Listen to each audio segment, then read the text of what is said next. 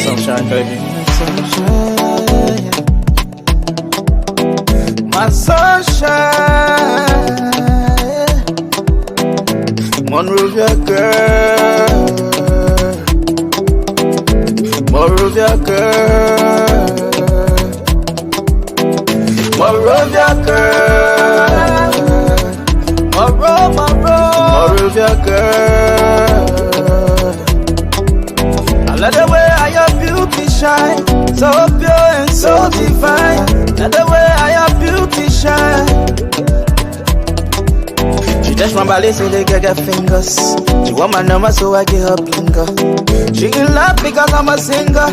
A snap because I'm a ranger. I'm a preacher. Pull on your clothes, let me drive you around town. If you need it, I know how to put it down. I'm a pro, yeah, I'm a pro. You must tire silver, you rolling with the bus. I wanna spend it, be there, they're killing me. Wherever feeling, they feeling you. When you got them mind, you can enjoy the time the way you want. You really wanna touch the ceiling. Now hold my hand, cause I'm willing. You really wanna touch the ceiling. Now hold my hand, cause I'm willing. Monrovia girl. Monrovia girl. Monrovia girl. Monrovia girl. I love the way your beauty shine, so pure and so divine. Love the way your beauty shine. For fat, zero. Wherever Jamoski shine, it's like gonna Chago off on face or he not get no dust. I just spending and spending, she have the money and carry the Juno Georgie, she call it by the front seat. Furu, in a short, yella kuru. And the man was here, penny way a huru. I put you killing me that ding. Oh, your peace, okay, I put my ring. Sweetheart. Anywhere I go, you will always be my sweetheart. If you really wanna touch the ceiling, hold my hand, cause I'm willing. If you really wanna touch the ceiling, hold my hand, cause I'm willing. Only your body can make my temperature to rise. 6'4" when I throw the dice. You know my whip went in your eyes. Must I give me that sleeping Monrovia girl. Monrovia girl. Monrovia girl. Monrovia girl.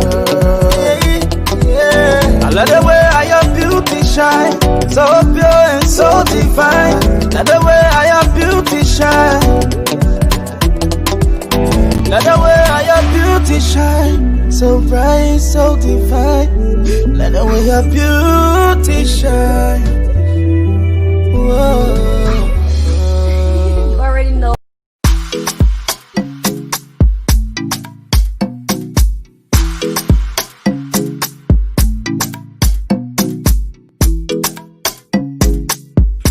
Then get the gun. Oh, no. Everything you're looking for. It's your boy Bex. Black Magie. Yeah.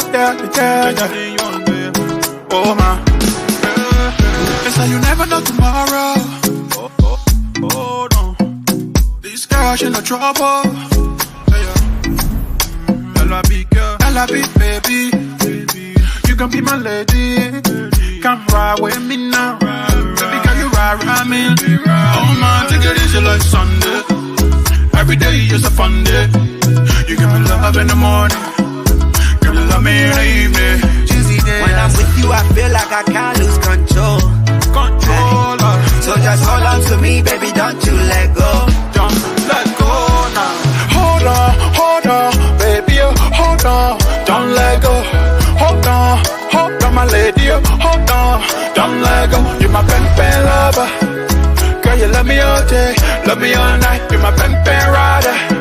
The way you hold me all day, hold me all night. You're my pen lover.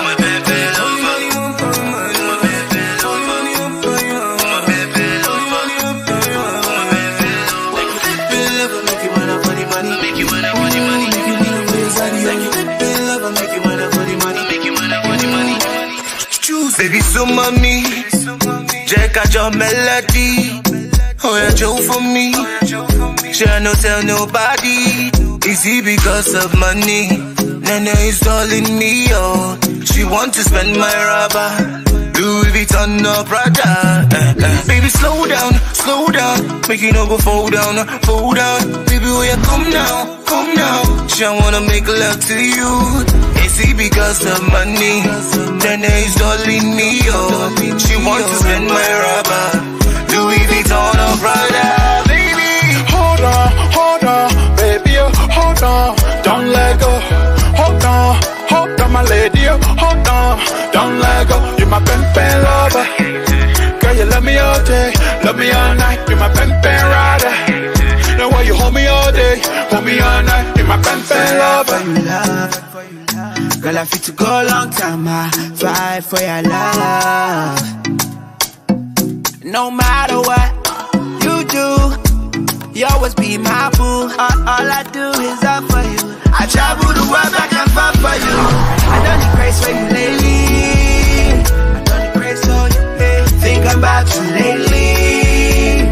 I don't think about you, babe. Mandole, Cherry Coco, future wifey, woman of my dreams. Come on to me, hold on to me, my lover. Come on to me, hold on to me, my baby. When I'm with you, I feel like I can't lose control. Hold on to me, my love. So just hold on to me, baby, don't you let go.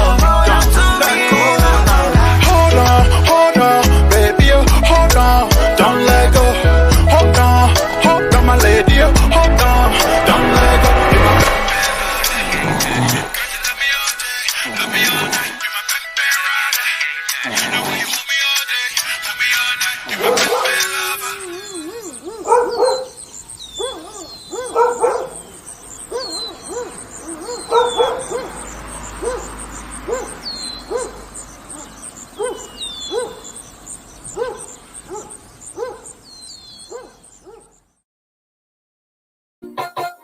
I'm away, I'm a years away. I'm not so what will you call him? I'm ready to go. I'm a years away. More than yourself, I'm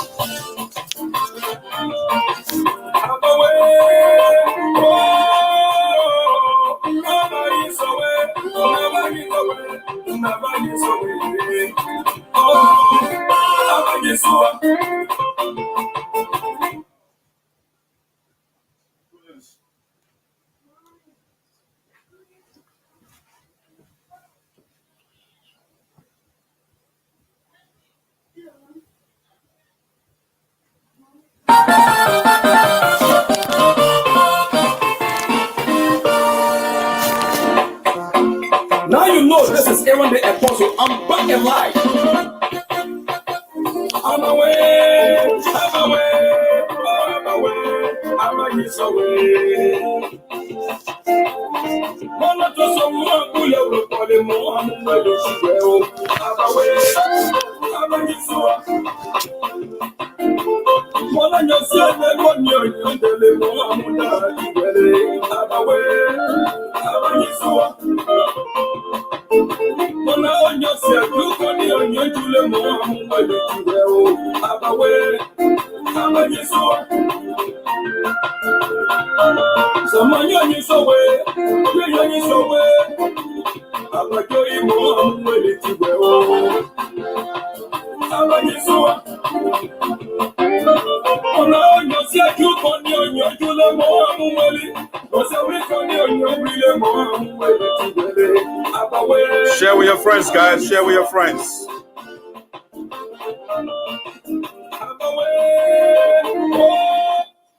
Share with your friends, guys. We are about to have a beautiful, beautiful conversation with one of the smartest brains of the Liberian diaspora in the diaspora, Leo Johnson, smart young man. So please, if you get on, just hit the share button for me. We'll be bringing the young man on in a little bit.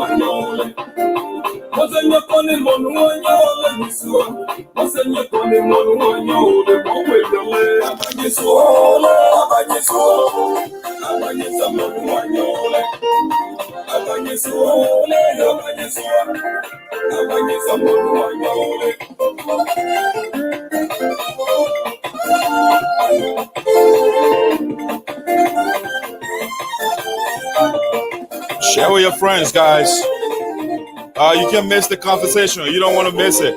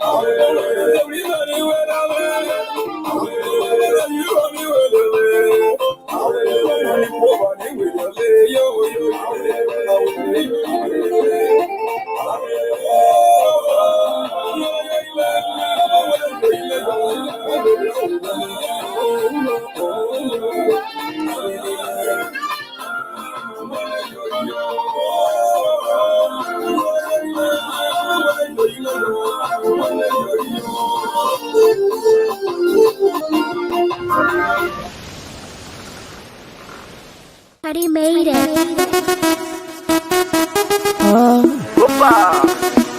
Baby, sexy and back, talk it. Look at her front, talk it. Look at her back, talk it. Look at her side, slap her. When you see Buju, you know that. Did you see Buju and holla? Did you see Buju and run away? Run. Baby, making some US. Whoa. That girl carrying some US. Whoa. Wanna sexy, come on now. Sexy mama, yeah, yo. Laga, leave it so. Look at you, look at you,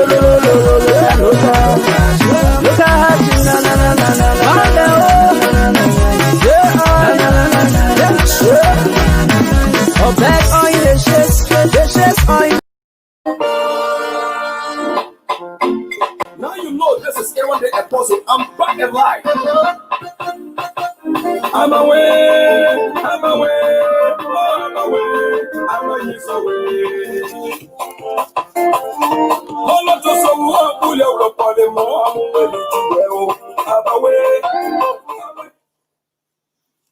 All right, let's see here quickly. I got a lot of devices out the back here. Hey, Leo, I will be right there with you.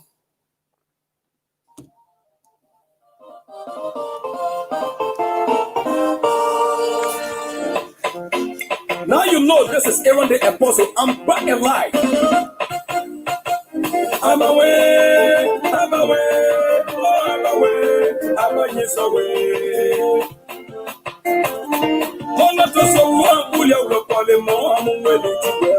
I'm away.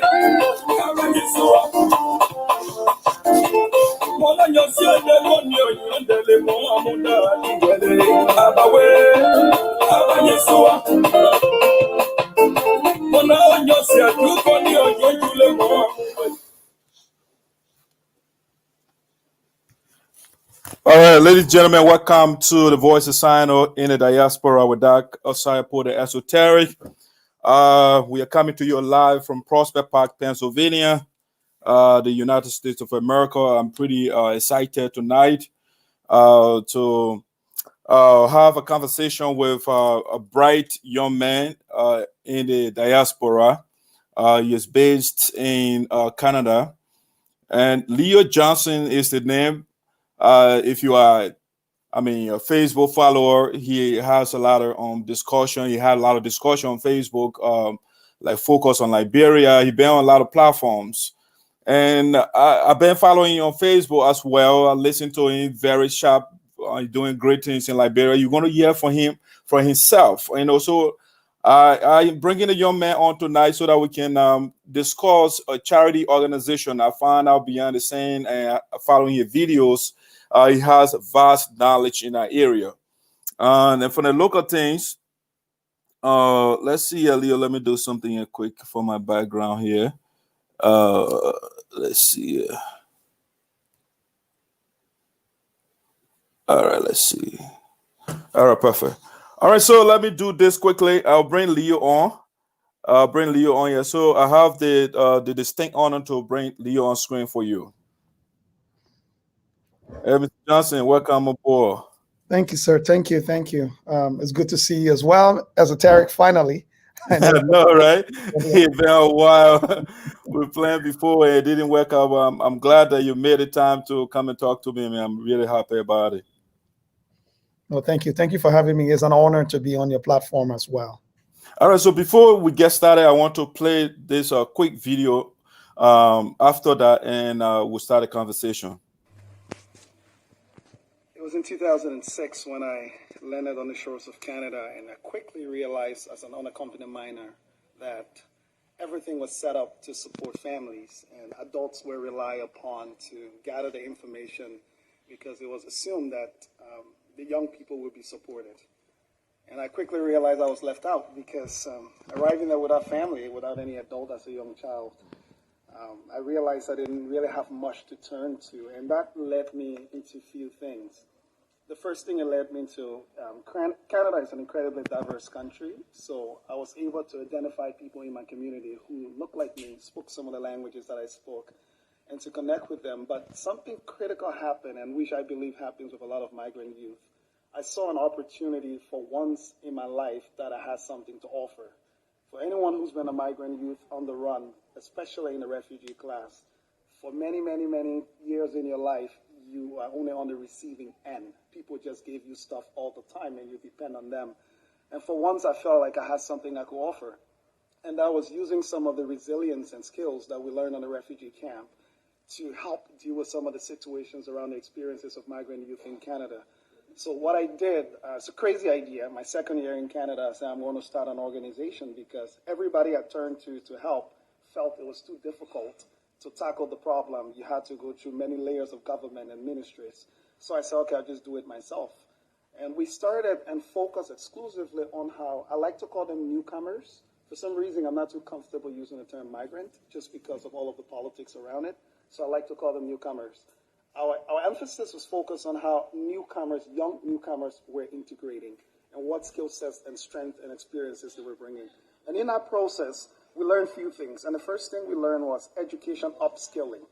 I've heard a lot of people talk about education here, but what we haven't taken into consideration is that education policies in countries are very unique, and they do not take into consideration the gap and disruption in the education of migrant youth most of the time. They assume that you should just continue from where you stop, but sometimes you should have kept going. We also look at information literacy, something that is really important. Many times it's not because migrant youth don't have the ability to adapt, but because they don't have access to the right information that is contextualized to what they're actually dealing with. And the next thing we look at, especially for the countries of origin, I often say migrant youth don't find space when they go back to their countries of origin because of the class politics in many of our countries. If you were not from a high social economic class in your country of origin, regardless of how much you do, when you go back, you often don't tend to get the access. Even trying to meet your ministers or trying to meet your government officials is impossible to talk about making change. So I'm happy that the IOM actually reached out and is trying to find opportunities to engage with migrant youth in the diaspora, because I believe some of those doors can be open.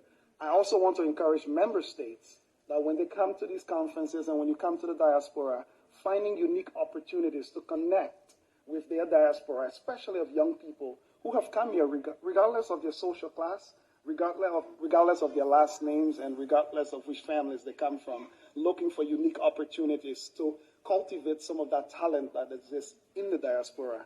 I think one thing we also forget in terms of policy changes, I will suggest, would be around asking host countries to look at their foreign policies in the eyes of their diaspora communities.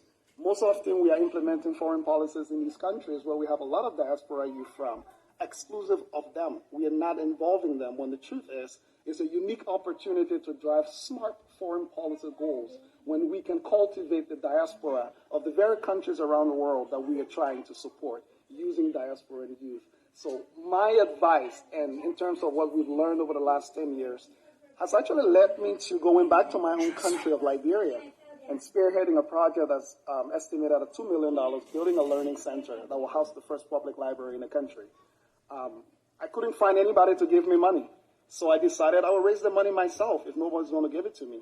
Went back to my own country, could not get access to my very government officials whom I'm trying to help deal with the problems they're struggling with.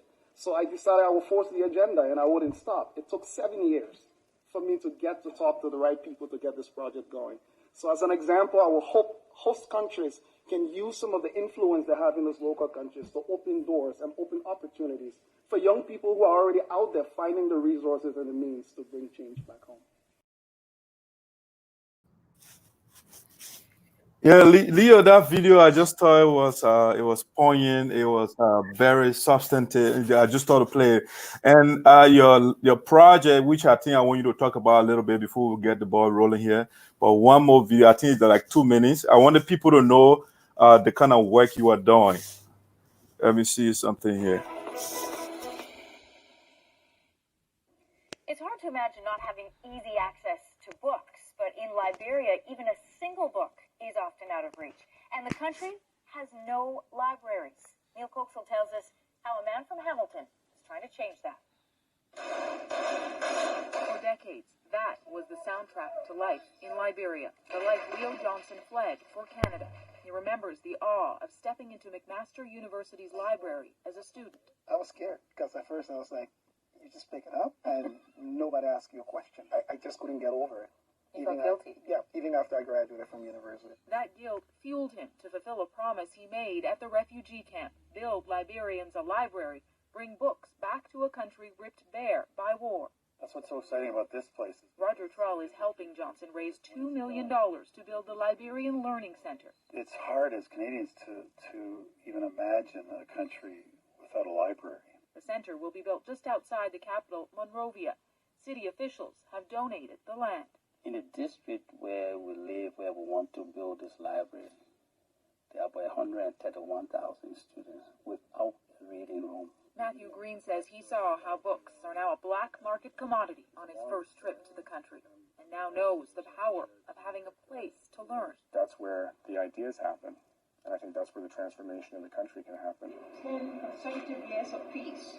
Peace, but not full recovery. Liberia's Nobel Peace Prize winning president admits on a visit to Toronto. Even though we've done a lot to build new schools, to train new teachers, and to increase the enrollment, but the quality of education has not reached the standard we want because of the lack of laboratories and libraries.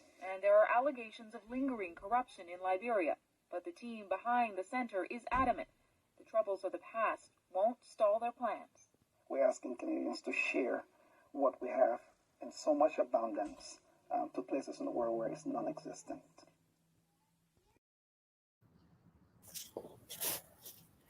All right, Leo, that's the second video I wanted to talk. I mean, how are you? Yeah, how are you tonight? I'm doing very, very well. Given the circumstances of COVID all over the world, but I'm grateful that I've been keeping safe. Great, great. All right, so ladies and gentlemen, again, welcome to the Voice of SINOE. My special guest tonight is Leo Johnson, the president of the Liberian Association in Canada, and also is the founder and CEO of Empowerment Squared. All right. All right, so he has a lot of things. So Leo, what I want you to do before we get into our subject of discussion is I want you to introduce yourself a little bit.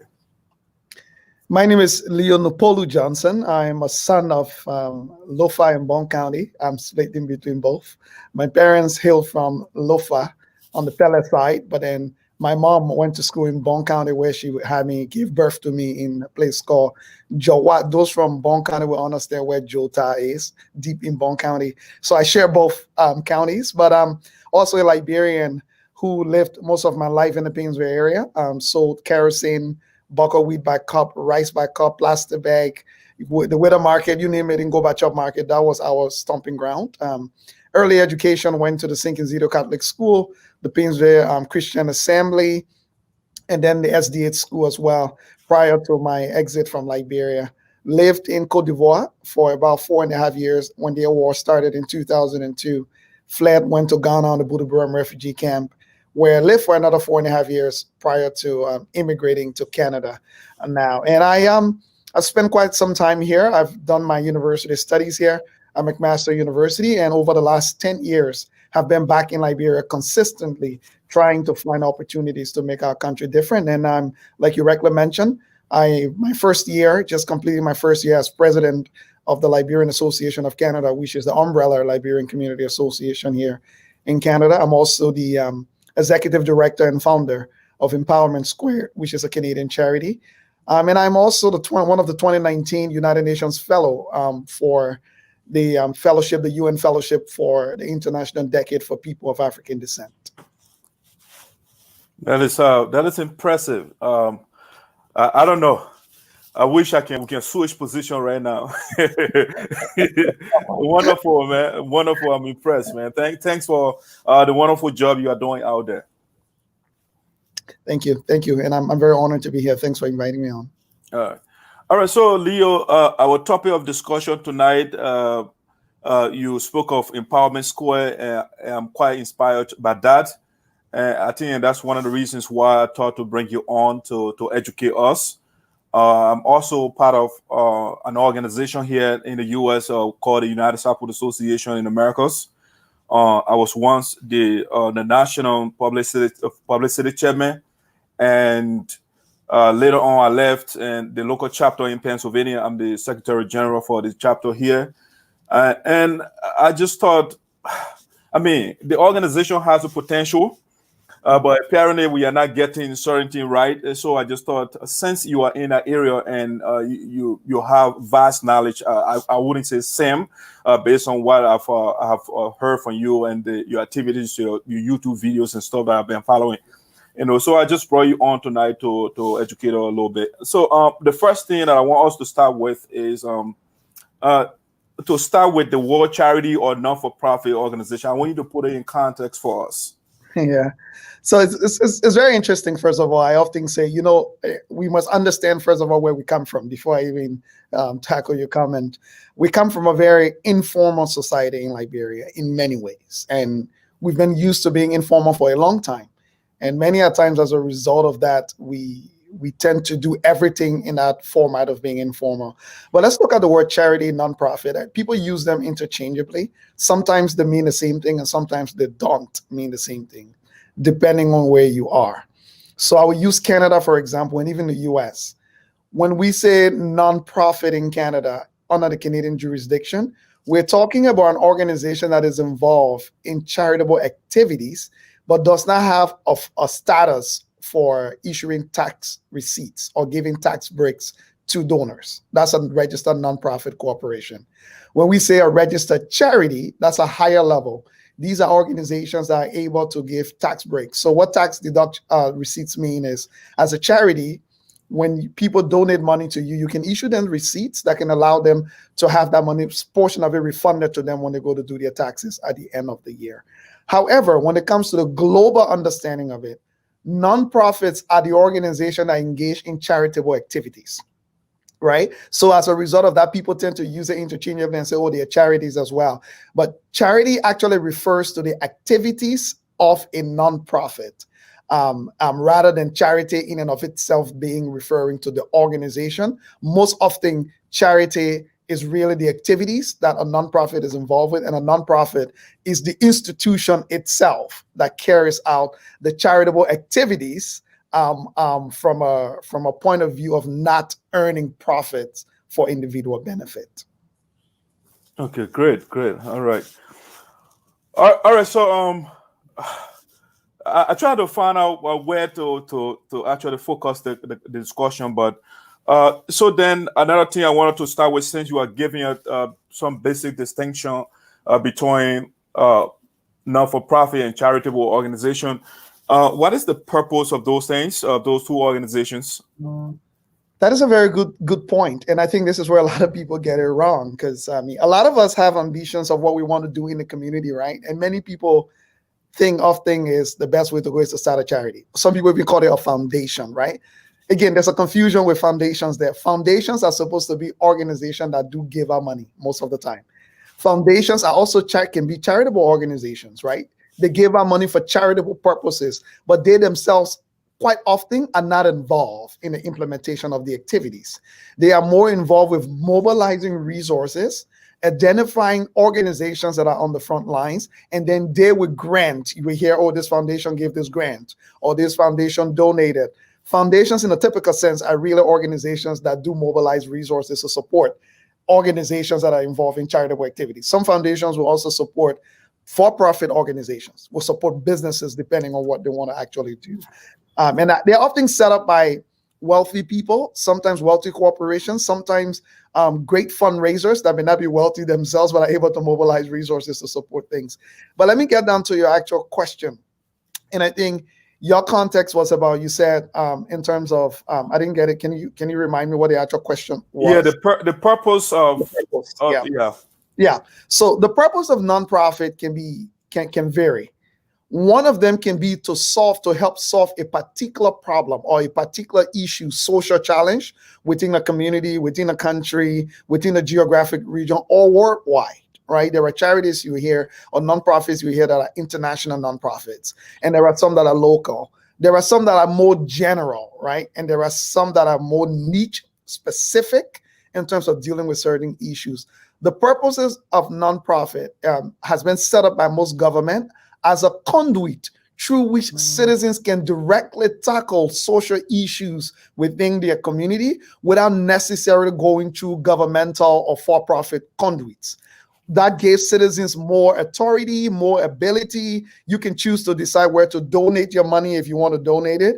You can also have a lot of say in what happens in that organization without necessarily having to deal with the bureaucracy of what a government actually looks like. You can focus, and it's a very narrow micro focus where you can have a direct impact. It's almost like how you pay taxes, right? You pay taxes to your government to provide social services. But many a times, I can tell you as a fact that government are not the most effective at doing that kind of work. So government themselves have observed that they are not the most effective in dealing with some of the social ills in our society. So as a result, charities become another conduit that tend to be actually most times more effective when they function well in dealing with societal issues that the government sometimes are too bureaucratic and too big of a structure to be able to reach down to the bottom grassroots in dealing with these problems.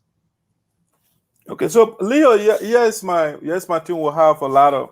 I mean, I'm not too. You try to put a language in context or linguistically, and all of that. But we have a lot of non-for-profit or charitable organizations in the diaspora all over the place. In the U.S., we have we got Utah here, and you guys have yours over there. And on a Utah, you have different branches and all of that.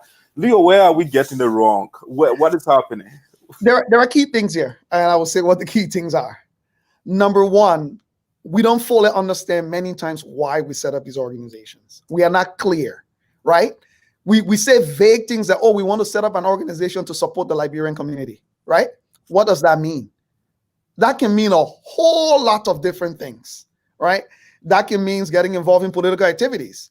That can mean providing food for the Liberian community. That can be paying school fees for children. That can mean providing healthcare for people back in Liberia, right?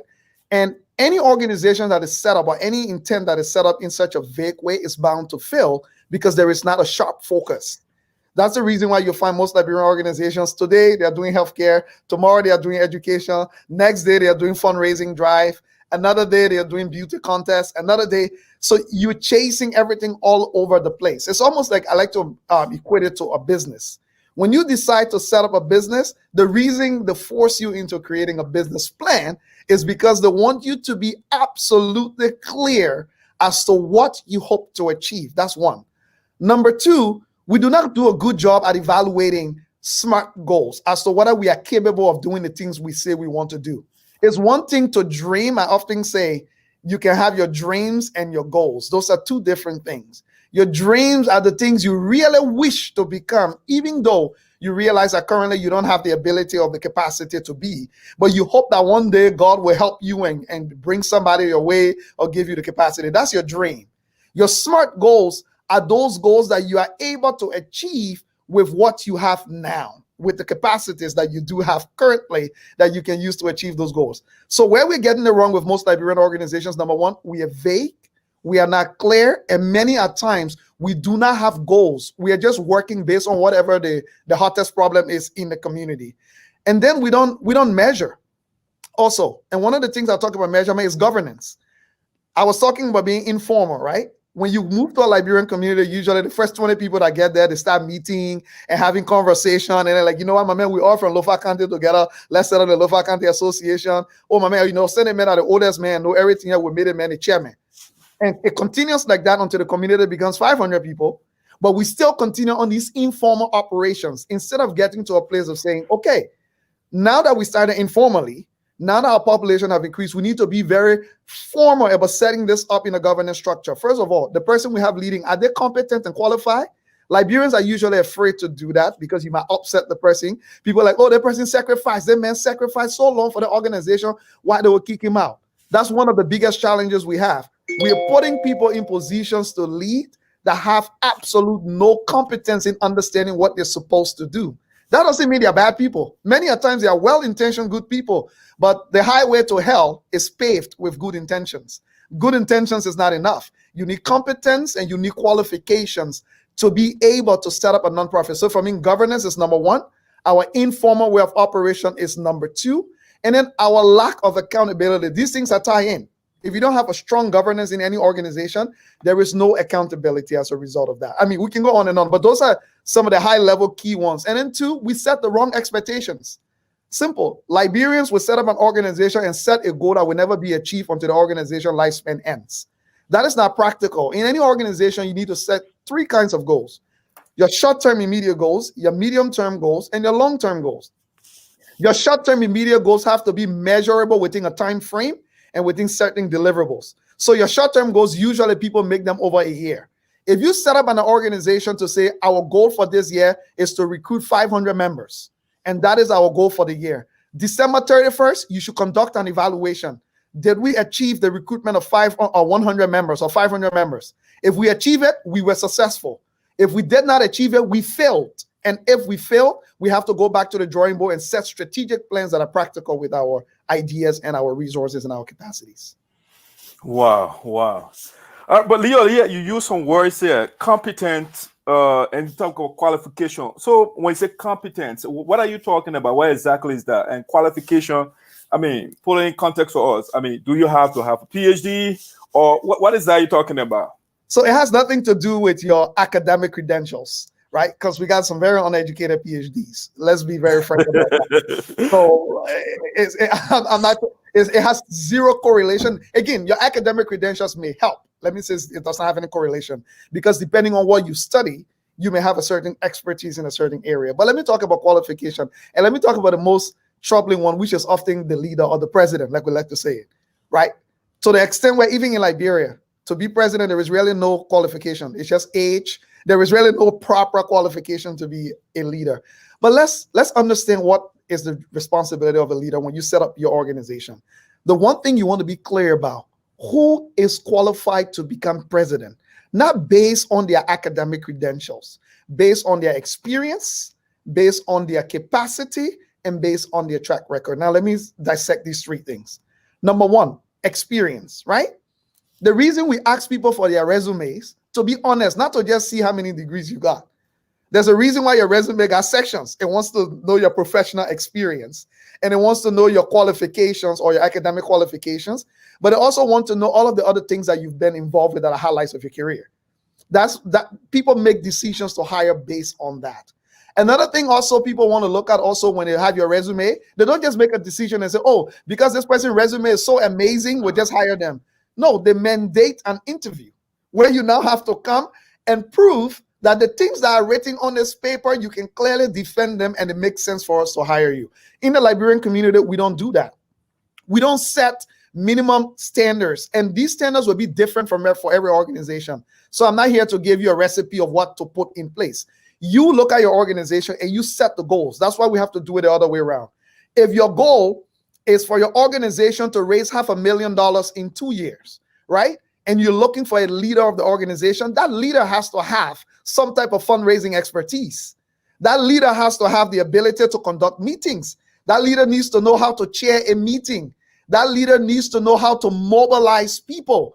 That leader needs to know what governance structure of an organization look like, because it will be that leader that is responsible to manage that. And our organizations have to be intentional about setting these processes of who runs to be president and what those qualifications we are demanding. We don't do that. We do it on who's more popular in the community, or on who's more qualified, or who's been there the longest, or who claim to have the most degrees. Let me give you an example. In many of our communities, people have been waiting for the the financial report for 10 years. It can come. No. Every day it can reach. When you try to ask, they say you're too critical, you're too troublesome. And sometimes it's not because the person who's going to do the financial report is stealing the money. It's only because they are not qualified to prepare a financial report. And here's what you do. Sometimes the Liberian community is operating in deficit, right? We don't have people with the qualifications. What do? That is when your community should come together and say, okay, we need an accountant. Clearly, if we're going to be doing good financials, we don't have an accountant. So here's what we do. As a good organization with good planning, we will pay one of our people to pay our tuition to go to the local college for 1 year to do this accelerated accounting program. So in a year's time, we are building to be a proper organization. But we don't do that. People make this reckless parable that, and if the capables are not available, then the available should become capable. Any leader that say that, you are disqualified. No, if the capables are not available, we should work to create the capables so that we're not running into the problem when they tell the president, please make an overall progress report of the organization. The president gets upset and comes and gives us a speech and discipline us as to how we are ungrateful because we are asking for a report. All the work he's been doing, we not see the work, people just calling your name. We got two things. If you can account for your work and your responsibility, we are only left to assume that you are either not doing it or you are lying to us.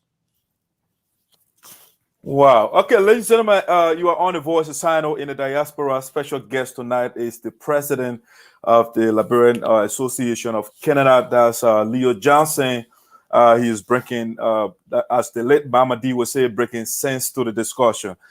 Leo, so you spoke of, creating structure and putting the right people in the right place, and you have to set certain goals. But Leo, here's the situation here.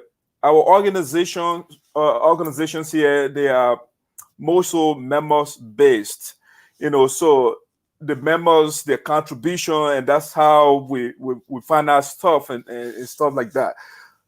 My question is, if you want to be rigid and you want to be so formalistic, you don't think you're going to drive people away?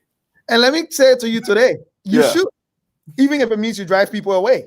Because that means the people in your organization don't know why they're there. And that is the scary part, to be pacifying people in an organization, making them feel like they are this, when you clearly know that you're leading down the drain. And that's why most Liberian organizations eventually come to a point of collapsing, because most of the people there are there for the wrong reasons. If you're going to set up an organization, you have to be intentional about who you want to attract, right? Let's put it this way. I often tell people in the Liberian community when I go to associations to advise them, not every Liberian will be a member of your association. Not every Liberian believes in the ideals of what you're setting up. But you know what I often say to our people? Everybody wants to be on the winning team, my brother. Everybody's waiting to see who will win. Trust me, nobody wants to be on a losing team. So as an organization, you have a greater responsibility of demonstrating your ability to win and demonstrating that the track you are on is correct, rather than being worried about how many people come into the meeting because 20 people did not come. Let me just say, this whole idea in the Liberian community of running organization based on people paying membership due is unrealistic. It's foolish, period. It's like saying you want to run the country of Liberia based on the taxes that people are actually paying. You need to understand your community. Most Liberian communities, we are living in abject poverty. Let's be frank, even in the diaspora. When you find one or two rich people there, it's almost like voodoo. Everybody trying to figure out what that person did to manage to reach over there. It doesn't seem real. So let me put it this way. Any prudent organization, you need to understand your vision and your mission. And then you need to assess that you have the resources that are required to execute your mission and your vision. You can make this stuff out of voodoo. You can sit down there and say, we want to send 500 children to school in Liberia, or we want to send 20 people to college in America, but we'll be expecting an organization member to pay $20, how we will pay people tuition. It's not practical. Here's what you need to do. And I often like to define it. Your vision is your aspiration for what the world should become as a result of your work, right? So let's say if you want the world to be a place where in every Liberian community, there is free school for Liberian children. That's your vision. That's your big vision, right? Now you have to come down to your mission. Your mission has to be the activities that you will do on a day-to-day basis to achieve that vision. And your activities are what you will be measuring every year. So if you say by doing that, we want to set up a Liberian community foundation in every Liberian community that has at least $500,000 investment fund in it, your day-to-day activities will be how much money do we need to raise this year? And over how many years we need to raise that money? That's your mission. Because your vision will be that aspire state that you will finally get to say, you know, this is how the world has changed for Liberians as a result of your work. But in the end, let's be practical. The whole due paying thing, it only supposed to be to serve as a buffer zone for the association. It's not supposed, okay, think about it this way. You raise membership due. Every year you spend it. So every year organization goes back to $0. That's the reason why we keep asking people to work for our community organization for free. Then people blame you when you say no. They say, oh, the man want money. The man want people to pay him for, or they're voluntary. No. If you set up an organization, you are responsible for making sure you have the resources it takes to attract the type of talents and qualify people to be able to achieve your vision and your mission. Or else you are just doing try and error. And I usually say that's voodoo. You are hoping that something magical will happen and you will just do stuff. You only raise enough money to have the Christmas party. That's all you'll be able to always do. All right. So Leo, I like to talk about the finance aspect of it, how to generate funds and all of that. But you spoke of politics or political activities in your prior statement. And I'm kind of it irritates me when I see people missing politics, non-for-profit organization, we tend to politicize it. So I don't know, is it because our priorities are misplaced? Or, what is the relationship between politics and non-for-profit activities? First of all, we are breaking all sorts of laws all over the world. We are doing illegal activity, period. I've read the US 501(c) policies. They can identify they're all similar. The Australian one, because I do work in all of these countries with different organizations as partners. Absolutely is written in big bold prints that you are not allowed to be involved in politics as an organization, not the individuals in an organization. As an organization, you are not allowed to support political activities. You are not allowed to have messages against one political party versus the other as an organization. So we are breaking all sorts of laws. And the fact that we haven't been caught, let me warn people, because let me tell you what these countries do, even in Canada here. One day you just get a letter from your revenue agencies telling you, say they want to do an audit of your organization's activities. Or it only takes one person writing a formal letter of complaint that as a nonprofit organization, you are involved in canvassing or in political activities or whatever that is, and then you're in big trouble. And then the guns of because the government is not chasing people around, trying to find everybody that's doing it. Until one day, somebody takes your complaint somewhere and can show evidence that you're doing it. You lose your status. You don't just lose your status. You could get implicated in all kinds of legal issues based on the impact of the things you got involved with. So let me just say to people to know all these county associations, you choose. If you want to be a pressure group, a think tank, because there are different type of organizations. You can be a different type of organization without being a nonprofit. But if you go and get nonprofit status and you won't be here telling us, say, which party in Liberia is supposed to get in power, which politician campaign the people are supposed to support, all those stuff are political activities, and they are illegal activities. No charity or nonprofit organization should be involved in any of those political activities. That's why when I keep telling people when I go to Liberia that my business card, a nonprofit business card. So I'm sorry. Even when I love you to the core, and you know, I can make my personal opinions about things, but as an organization, I cannot support anybody political activities. All right, so let me, you talk about funding a lot, and we talk about membership contribution. You say it's not practical and all of that. And you yourself, your organization, like I told you, I follow your activities, and I saw, you set this ambitious goal. You're talking about estimated $2 million project. How did you go about that? So again, first of all, you get to start with your vision and work your way backwards, right? So my vision was I wanted a learning center in Liberia that will house the first post-war purposely built public library, right? I let to clarify that because I know other people have gone and do other efforts around, you know, reading rooms and different things. But I'm talking about you live in America, you know what a purposely built library was, what you want, right? So, and I also wanted that to include a small business incubation center. I literally, what I've often said to people in Liberia is there aren't shortages of people around the world who want to go to Liberia to help in different ways. But it becomes too expensive because we don't have any foundation through which to facilitate these people. If someone in Canada tells me I want to go to Liberia to train 200 teachers, for example, right now, I have to think about where we will host it. I have to think about the amount of logistics we would need because there's nowhere set up to accommodate that kind of stuff. So it becomes very expensive. So my dream has always been when I came here, when I walk into a public library and saw the magic of what it did for me as a person and just saw all the kind of things that could happen, I said to myself, God, I wish I could just transplant this to Liberia right now.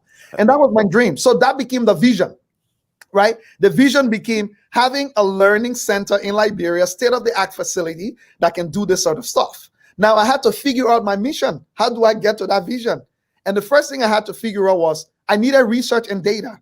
Liberia, we did not have the research and data that I needed. People would tell you information in bits and pieces in here. So it took us 5 years, my brother, in Liberia. Every year we visited probably 14 out of the 15 counties in Liberia, talking to teachers, to students, to elders, to ZOLs, to government ministers, up to President Sirleaf herself.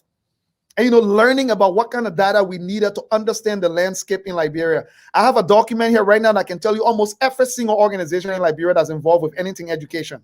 We've compiled all of that information to know what was being done, what was working and what wasn't working. That's step one. That's part of my mission.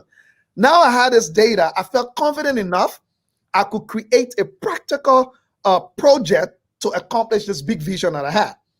I created a project and I had to make sure this project was such a quality product that it would have convinced anyone who took it and read it and see the amount of work that went inside that we were serious. It's like doing a business plan. So we came up with I think 32-page business plan.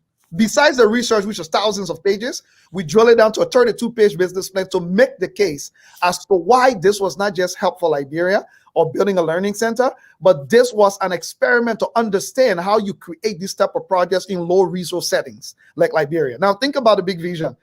People who have a lot of money to give don't want to give you money for your small reading room in one place. They want to bring about fundamental change globally. They want to invent new ways of doing things because they have the money to invest. So I was targeting your big investors. We created this. Now, the main thing that it came down to then was how do you raise the $2 million, right? And then I had to be practical with myself. I may be lucky to find someone to write one check. I may not be lucky to find anybody to write me one check. So I said to myself, play out your numbers. So we did the building design in phases, where phase one is $500,000, phase two is $500,000, phase three is $500,000, and then $500,000 is for the first 3 years of operation, which we're calling our sustainability fund, to figure out what type of mechanisms would be used to sustain this project. So when I broke it down like that, I started to become more practical. And then I broke it down even further to say, okay, how much money do we need for the actual bricks and mortars? Right? The actual physical bricks and mortars. And how much money do we need for equipping the building itself? And the actual bricks and mortars for the first phase alone is about $300,000.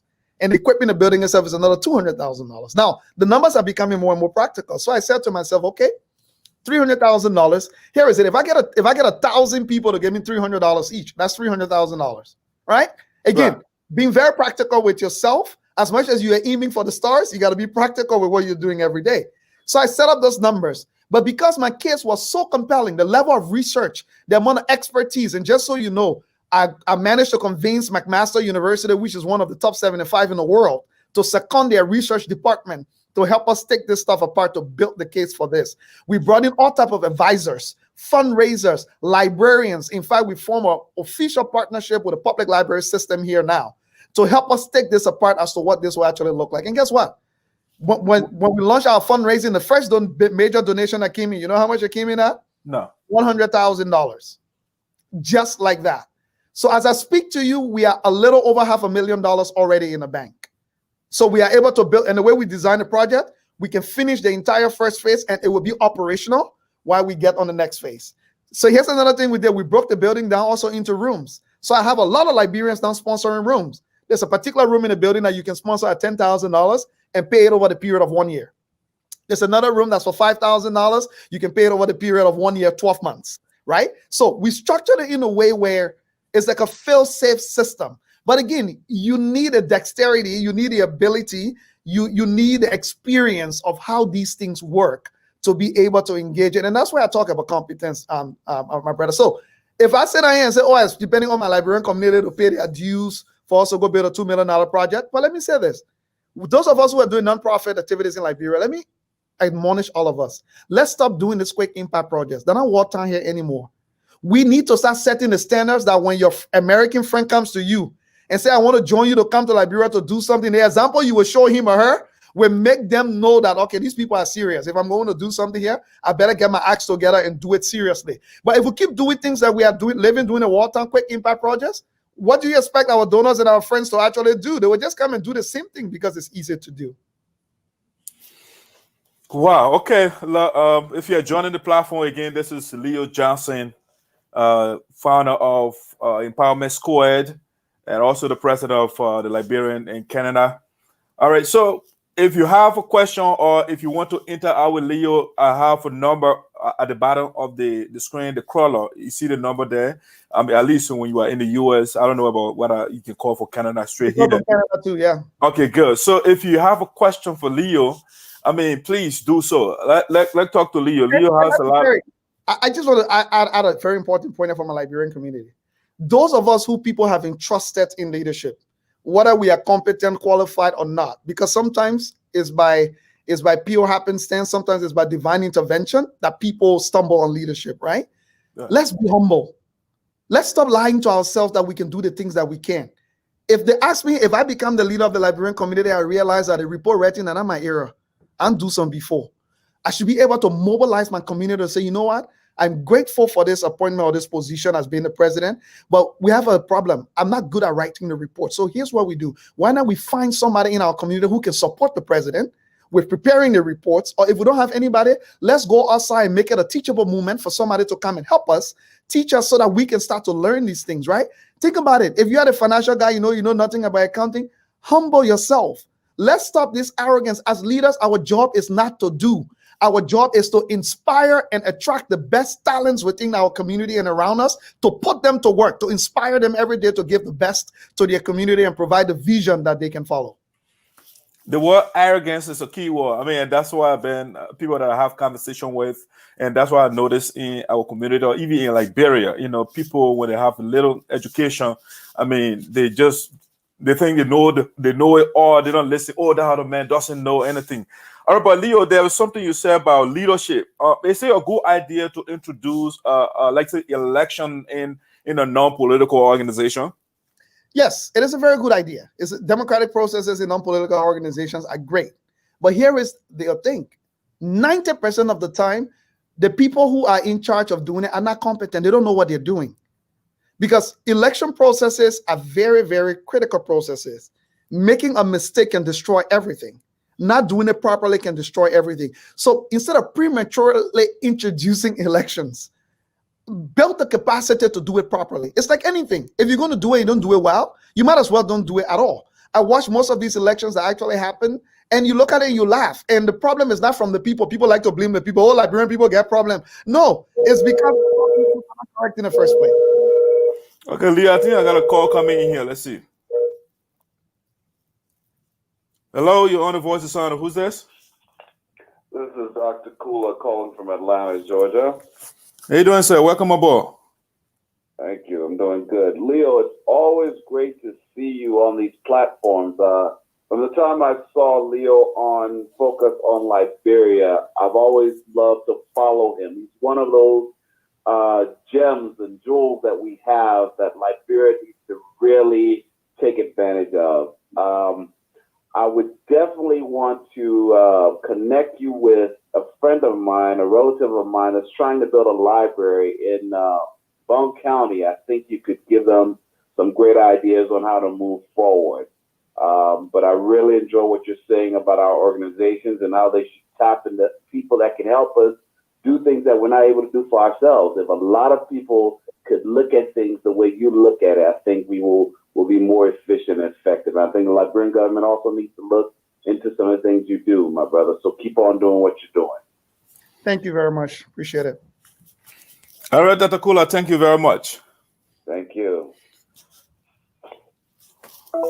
All right, so Leah, let's continue with the conversation. I like to switch gear to we have these different. I mean, you talk about ignorance, so we don't know a lot of. I mean, which I agree with, based on my interaction with some people. What I want to understand here is what is the role of the board of directors in the non-for-profit organization? That's a very, very important one because a lot of people get this wrong. I've been going from Liberian, even in my own community here. So here is it. The board of the organization is the owner.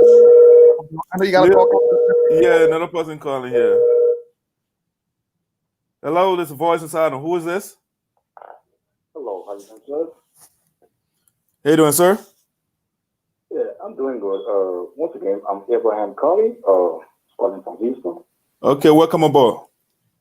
Thank you. Oh, I got questions for Leo in studio. Once again, I would like to say thank you so much, Leo, for your deliberations because, I've been following you all along.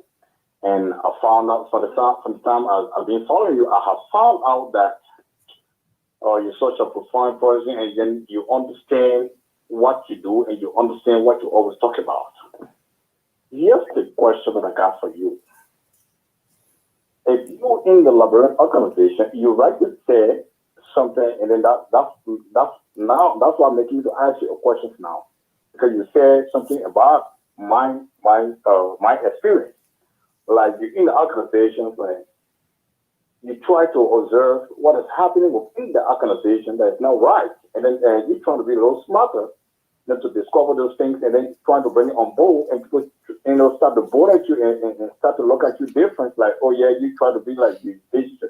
So if you find yourself in such a situation, what can you do as an individual within the organization? Because like most Liberian organizations, we all found out that all we can do is to generate funds and go to congressmen and generate funds and just go have party, as you rightly said. And that's true.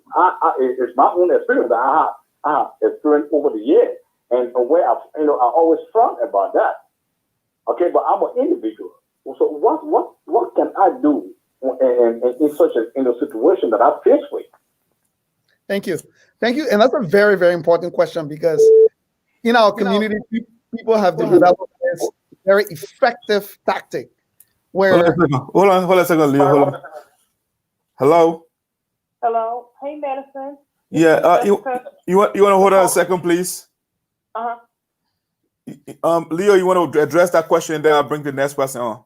Yeah, let me do it quickly. So people have developed this very effective tactic that as soon as you start to expose the flaws and find ways, they bully you into submission to the point where sometimes you have to quit the organization and run away. Let me say this to you.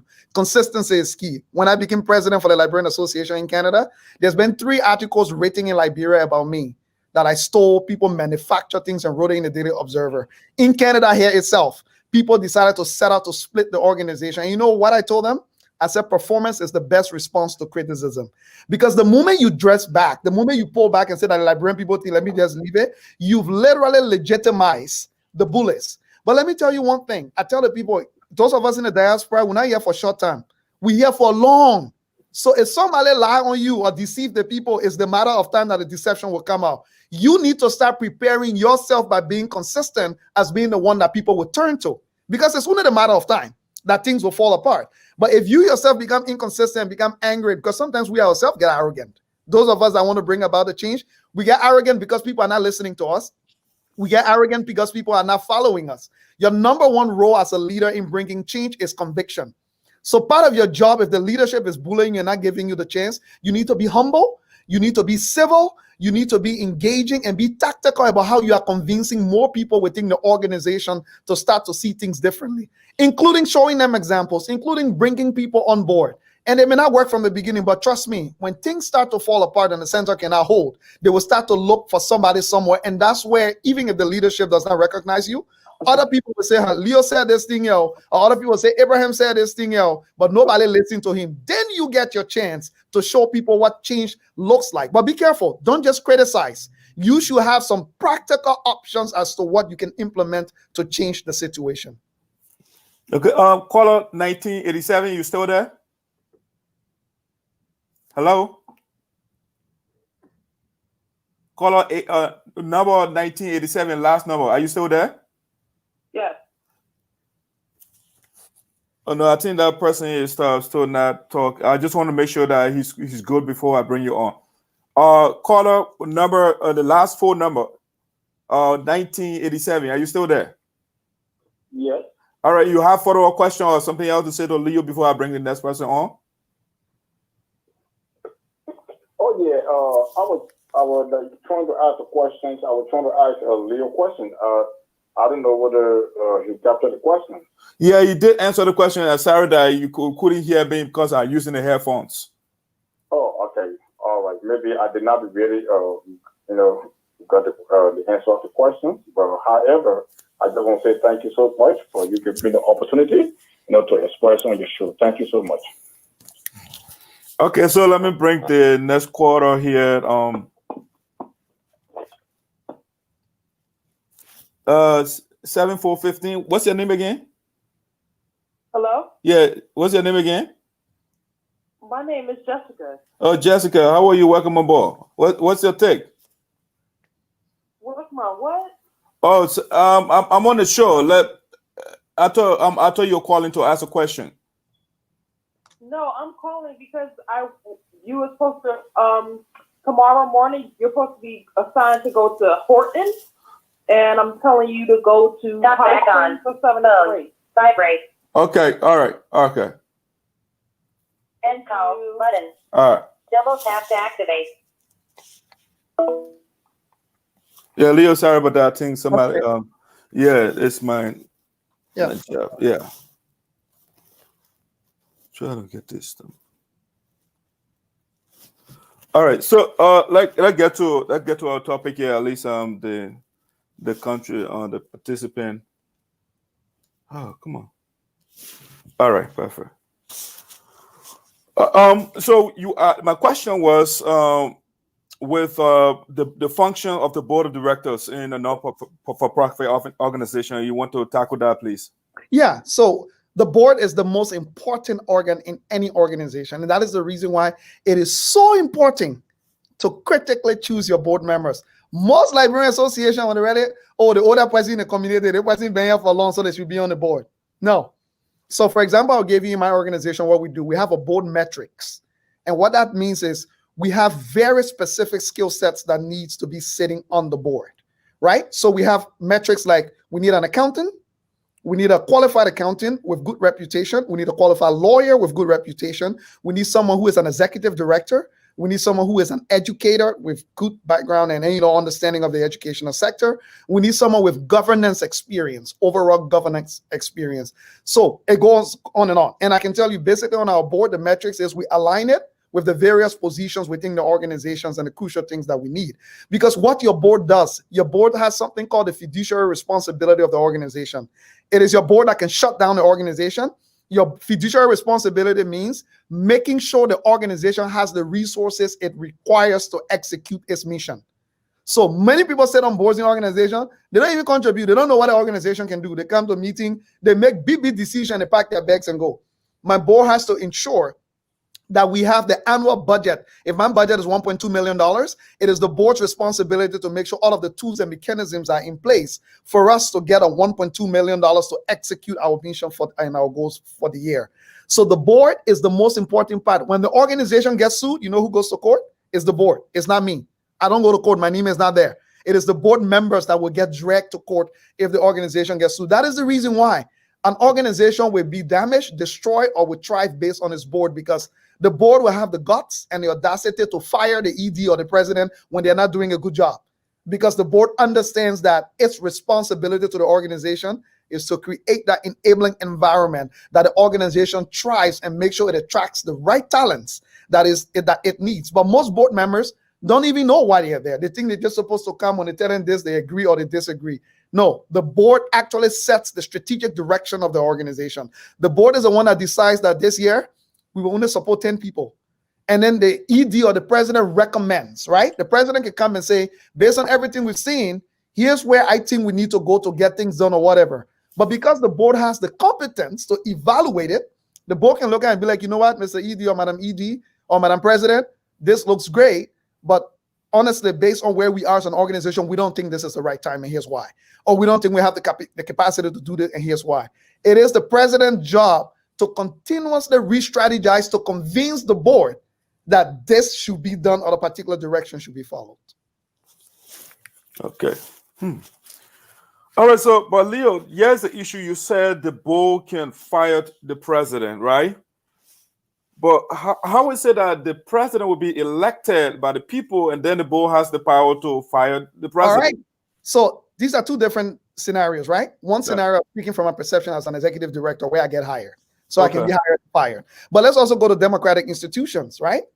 The board can pass a vote of no competence in the ED and send that down to the membership, right? And then the membership can choose to either act on it, concur and backs it up or not. Because in this case, in organizations with elected officials, the membership is the highest decision-making body and the board is the checks and balance. Because the membership don't have the expertise and competence to know what to do for the organization to run every day. That's why they select a board of directors to say, we trust you that you have the expertise and what it takes to oversee this organization and manage our elected officials. In that case, the board's job is to make sure the elected officials are adhering to the Constitution, because in an elected organization, there will be a constitution. So the board job is to hold the leadership in check whenever they are veering off, is to say, nope, you're not allowed to actually do this. They can approve, they can disapprove of the president's decision. And if it gets to the point where the president is just incompetent or unable to fulfill the constitutional mandate, they can pass a vote of no confidence in the president or whoever the leader is, and then send that vote to the body to either concur or not concur in that case. Yeah. I mean, Leo, I'm following what you are saying carefully, but given our community, I mean, I've seen a lot of, some of these things you are talking about, people try to do them, and then the organization, they're divided, because the board trying to take certain action, and then the executive will say no, and that's the power struggle. You think it's practical to introduce the kind of, it sounds pretty good, but realistically, given that people don't understand some of these things, you don't think it will break the organization that if it is very practical. And it is the fear of what may happen that have gotten us to be where we are today, that we've gone nowhere. And I'll give you an example. I ran to be president of the Liberian Association of Canada last year, July, right? Yeah. And there were already a group of people in the community that were disgruntled because some of the stringent rules that we have started putting in place. So as a result of that, they decided they would split and destroy the organization, right? And they split. And we said, no problem. These things should be requiring organizations all the time. They happen. People come and people go. That's the reality. But as long as we're adhering to the constitutional dictates of the organization, it doesn't matter who stays or who go. So I went to the election. I got elected. I ran against another person. When I got elected as president, my job was to double down and reinforce good governance in the organization. Guess what happened, Esoteric? What? A lot of people left, right? Some people left and followed the other crew. There were all kinds of power in this place. People were writing articles, writing email. Leo Johnson is illegitimate. Leo Johnson is not the president, and blah, blah, blah. I didn't respond to any. Here's what happened. Because of good governance and proper procedures in place, in 1 year, we've raised close to $200,000 in Canada. We are supporting over 300 families that have been affected by COVID-19 right now with monthly financial benefit from between $125 to $225 a month, right? As a result of that, as I speak to you, our organization is now a partner with the federal government in Canada when it comes to institutions that the government relies on to implement its programs in communities, right? So guess what's happening now? The other group that broke away has disappeared because performance is the best response to criticism. My brother, we can say because we are afraid our people will not support certain things or follow, we will continue to be mediocre and do the wrong things. Then you either have an organization or you have a social club. If you want a social club, that's okay. But if you say you're running an organization, then run one. Don't be in between because you're afraid of who may leave and who may come. When people leave, people leave. When they learn and catch up to where things need to be, trust me, everybody wants to be on the winning team. Once you demonstrate that you can win properly, don't worry about fans. Fans will graduate. The team that can win it or Champions League, they can get the highest number of fans all over the place. People who never knew were their fans before can celebrate them, right? That's how it works. So it's a result. Okay. All right. So, but I think you answered that question before, but I think McCarvin is he wants you to address that question. Are you seeing it? Yeah, I can see the question. So yes and no. In an organization that is based on elections, right? Like most of our community associations, the board cannot unilaterally. Yes, the board can suspend an elected member. Sorry, I thought you said remove. Yes, the board can suspend an elected member for probable cause and evidence to prove that. So let's put it this way. And again, it's all based on your constitution, right? If the constitution says the president of the organization is supposed to provide financial reports every month, right? That's what the constitution said. And you got elected. So you are under the regulation of that constitution. And let's say it's been 7 months. And the president has refused to produce any financial report. And the board is asking for the report because without the president producing the report, the board cannot do their job. So in essence, the president is not only failing to meet the constitutional provision, but the president is now also preventing the board from doing their job. God forbid if something happens, you know who they will sue? It's not the president, it's the board. So yes, the board can suspend the president and give reason why they are suspending the president, but the ultimate decision as to whether the president gets removed or not to rest with the membership of the organization because it's an election-based organization. But yes, the board has the power to suspend the president by unanimous. If your constitution provides for the percentage, then yes, by the constitutional provision. If not, the board again has fiduciary responsibility, which means things that the Constitution does not cover, that the Constitution is silent on, the board has the discretion. That is the reason why the membership of the organization entrusted them to be the one to hold you in check. Perfect. Okay, he has another question here too. How was money raised? If you're talking about the Liberian Association of Canada, it was a mixture of fundraising and major grants from the Canadian government. And I believe Liberian organization needs to start realizing you can run an organization based on our community membership dues. We need to start tapping into major transformational change and partnering with institutions like the government and so that have the deep pockets to provide us the type of resources that we need to make fundamental change. With $200,000, I can do a lot of good. With $5,000 from the Christmas party, I can't even run. I can buy a plane ticket for myself to visit one of the communities across Canada. Okay, but you spoke of grant and you say we should partner with government organization. I mean, can you elucidate on that? I mean, you expand on it. How do you go about getting grants and those things? The only way you can do that is if you do all of the things I just outlined. Having a good governance structure in place. Because the thing about government partnerships and grants is once you start to get involved in that, you have compliance issues, right? You have accountabilities to report on. In fact, no government will give you the grant without a thorough evaluation of your organization, first of all, because it's taxpayers' money. And that's when people know you are serious. When you're at a level where you can get taxpayers' money, manage it properly, and account for it, who will not take you seriously? Think about it. That means you're functioning at that level. But the thing is, we are afraid because we won't be doing the lay crocodile in the corner and all kinds of koyokaya business. We don't want to be accountable. So we are afraid to go to that level, right? Because when we start to operate at that level, so for example, the government has no problem providing us money to pay for auditors. So we're paying for external auditors to come in and audit our books. The government had no problem paying us money to hire accountants. So we are hiring accountants and paying some of the best accountants to do our books, right? So when you build in the foundations that you need to build, only serious people will come your way. You will weed out all the unserious people, and we will stop chasing people down here for paying $10 every day. I'm not saying we shouldn't set up ways for people to contribute as members of the community. If the Constitution provides for membership dues, yes, we should collect it. But for you to have the organization solely rest on that, where the plow can come from. Because when the people are not paying dues, then you want to insult people, you're angry because people can pay dues. You say you're not doing nothing because the people did not pay dues. Okay, another question I have, Leo, is there was something they call 501c3. I think you know about that. How do you use it?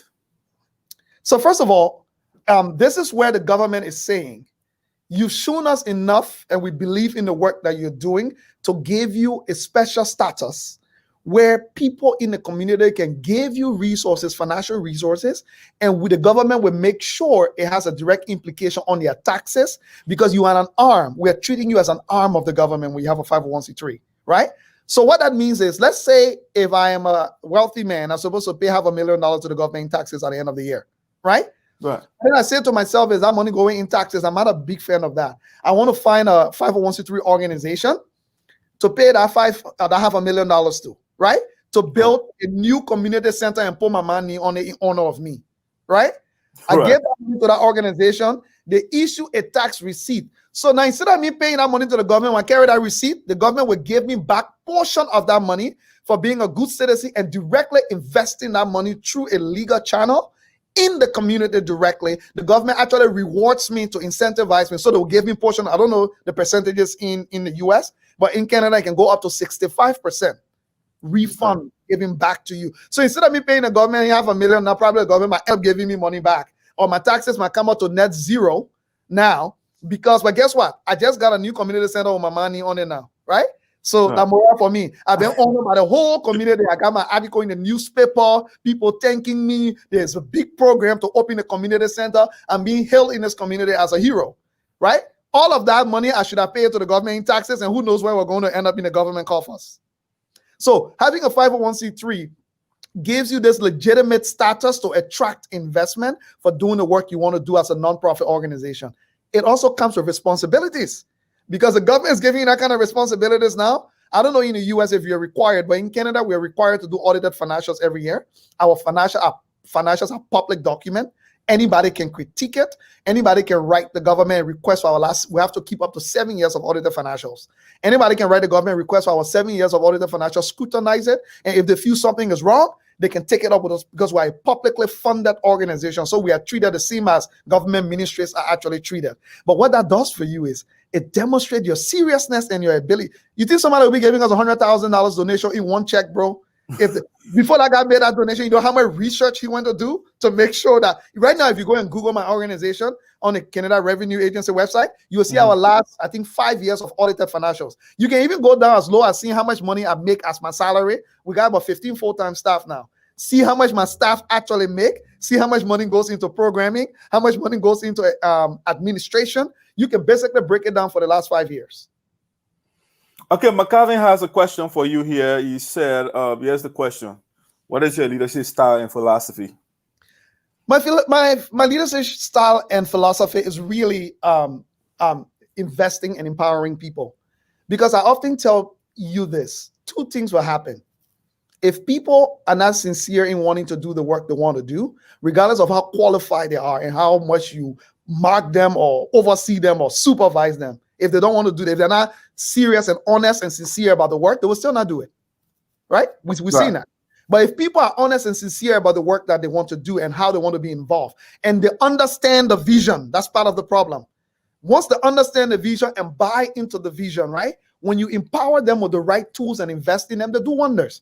Even if they were not, academically qualified from the beginning. So my leadership style is to weed out the good and the bad by investing in them.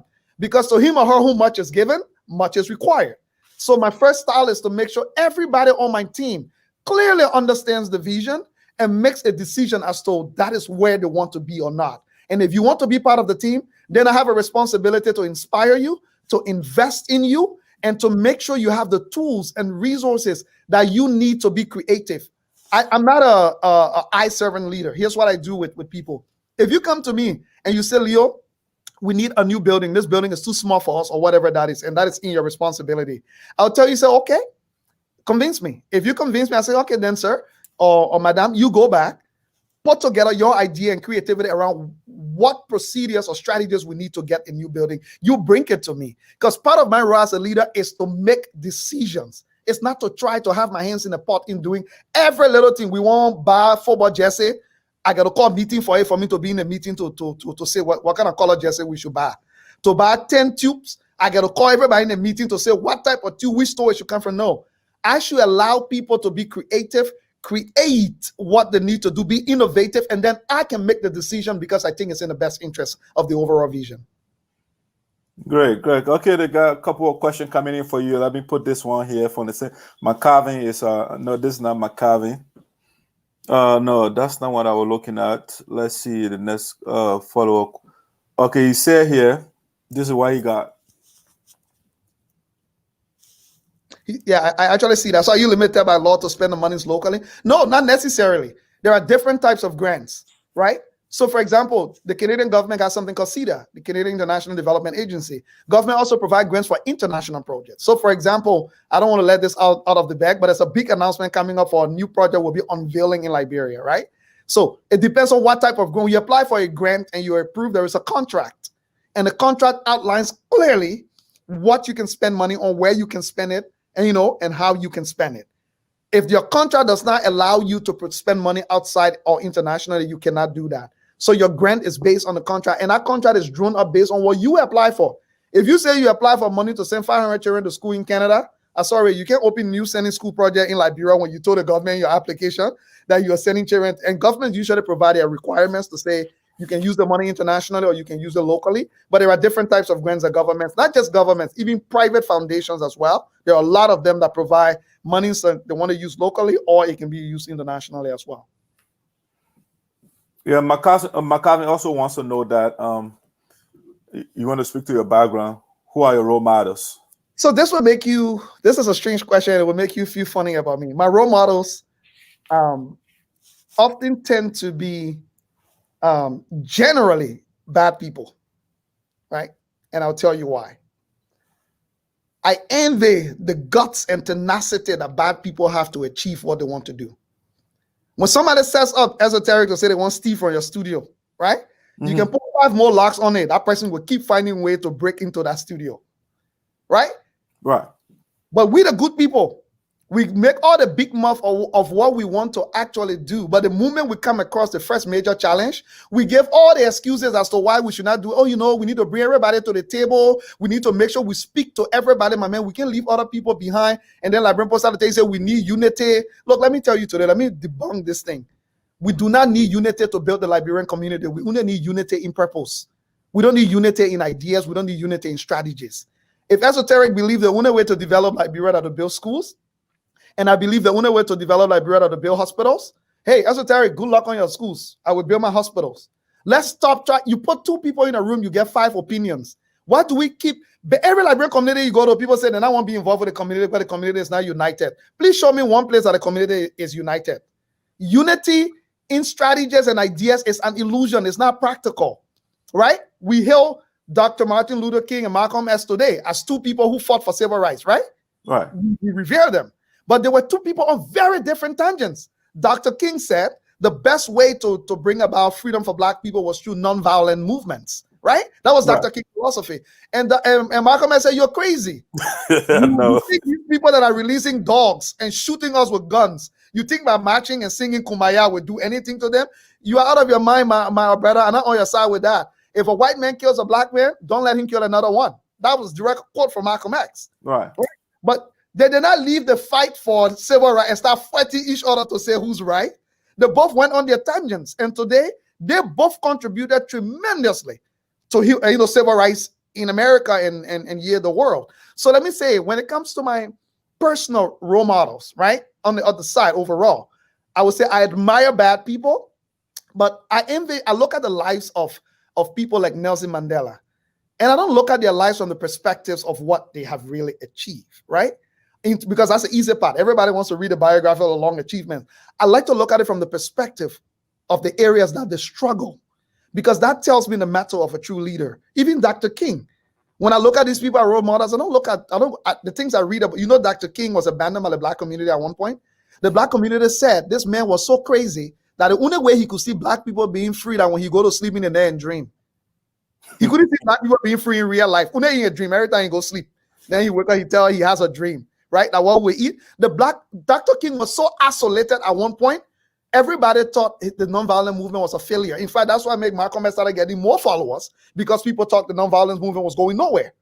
If you tell Dr. King today, wake up and see what the nonviolence movement, he himself will not believe it as to the impact that it had.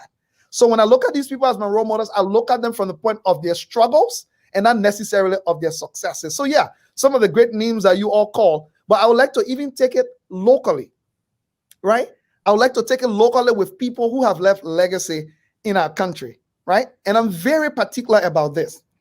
I look at people like Dr. Wilton Sankawolo, right? These are the people. I look at people like Baltimore, Edward Wilman Blyden. These are the people that are my immediate role models, because these are the people that are the closest to me. Let's be honest, esoteric. I can be like Dr. King, but I'm not fighting civil rights in America. My own civil rights fighter in Liberia.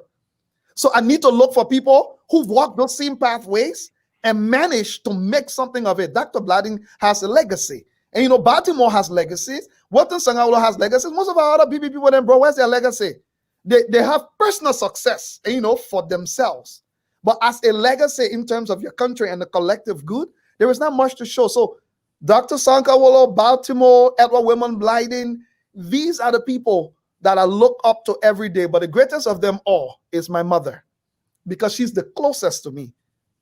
She's the one person that has the greatest impact on me, because I didn't see Edward Wilman Blyden and Baltimore and Grant. I only read about what they actually did and some of their great works, right? So I can relate to the people that are around me. My mother helped me understand that giving up is not an option. That the more times you fail, the more you are likely to succeed. So for me, when I get to those moments where I'm about to give up, I said to myself, my mother raised 13 children during the war as a single mother, running around with all of them, and she managed to keep all of them alive. And she managed to ensure all of them finish high school. What excuse in this world do I have to say things too difficult, so I'm giving up? I have none whatsoever.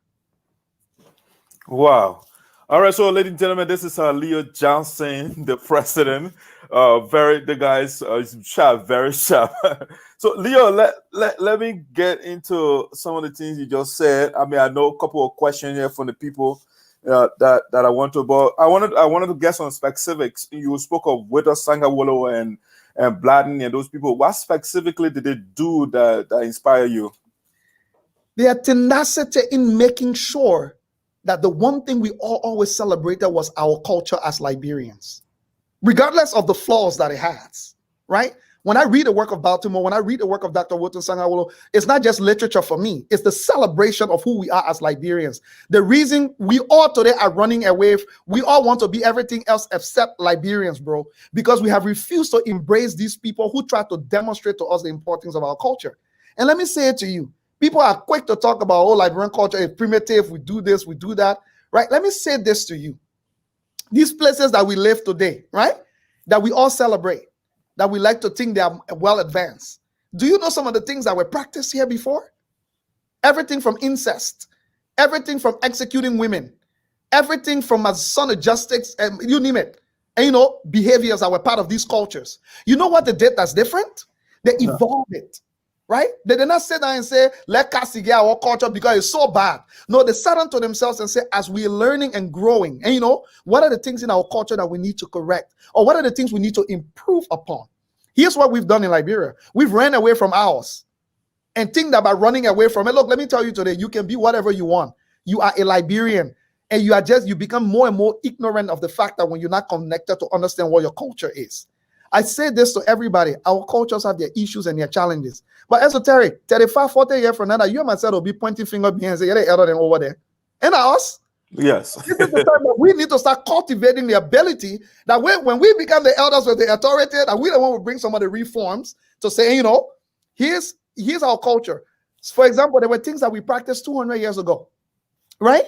Because of science and because of, you know, improvements in medicine and all of this stuff, we now realize that some of those things, they may have worked for the time, but they're not consistent with 21st century, right? Instead of us now sitting and saying, because you can only help change your culture when you know it well.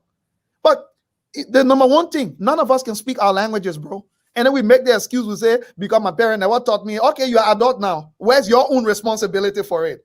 We went to Ghana, we learned Tree, we learned Bambara, we learned Igbo, we learned Yoruba, we learned French, we learned Yakuba French and all. Right? We were adults when we did that. But we are saying to ourselves, we can't muster the courage to have the same tenacity to learn our own because nobody taught us it. That's the cheapest excuse I heard from any Liberian. So I would say this to everybody today, that for me, that's why I look at people like Walton Sangawolo, because these are some of the few traces that are left for deeper understanding of our culture without being able to physically be in some of these settings. I can read literature and I can start to appreciate, but understand why certain things in Liberia happen a certain way. Most of our educated people today, they scale a book and sheet. People will claim and tell you, say they know all the history about Liberia. The moment you start to talk, they're ready to condemn you. You small boy, you're not there. I was present there. You were present there and ready in book now. They're not all will listen to you. People pass around and bluff with the fact that they know Liberian history, but a secret and nobody else knows. Only they know it. And they think that's something you're supposed to boast and bluff about. No, you're supposed to boast and bluff when you are writing books. And since what he needs, Joseph said Guanu wrote Liberian history, and since 1847. Since then, please tell me what all the PhDs and all the educated juggernauts and conocios that we have in Liberia. Please help me tell me which one have produced literature, consistent literature to help us understand ourselves better. And some of these people that are living were part of major historical events and cultural events in our country. But they decided to make themselves relevant. They will keep it to themselves. Then whenever somebody come on radio or something and say something, then they'll be ready to condemn you because you were not there, because you were not present, because you small ball, you are not even alive. What makes you think you actually know that? And I said it to myself. I will continuously spill things out here that I'm learning and seeing about Liberian history, right or wrong. And I challenge those who feel they are the custodians to come up with force you to tell us the real stories. Okay, let's engage with the people. Comments here. Some of the questions coming in here. So, one Teddy has that for you. He said, "What will the board members and organizations consider strengths, weaknesses, and area need to improve?" So, again, I can't teach you everything right here, but one of the major things that an organization will do is score your SWOT analysis, right? So, an organization will sit down and say, "What are the things we do well, and what are the things that we struggle with?" And then what are the opportunities we have because of the things that we do well? But then also, what are the challenges that we have because of our weaknesses? Once you create that SWOT analysis and create the findings, then you go into what we call your strategic plan. So your strategic plan will be then to amplify the things you do well, but your strategic plan will also be to narrow the focus, right? Because here is the easiest thing to do. Too many things happening. So when you look around you, every day, a new news story come up with somebody being in a hospital, never got treated. Your organization shift its mission to providing healthcare. Tomorrow, another child who's smart but didn't get their school fee paid. Your organization switched its mission to paying children's school fee. So you're never achieving anything. You're always just scratching things on the surface.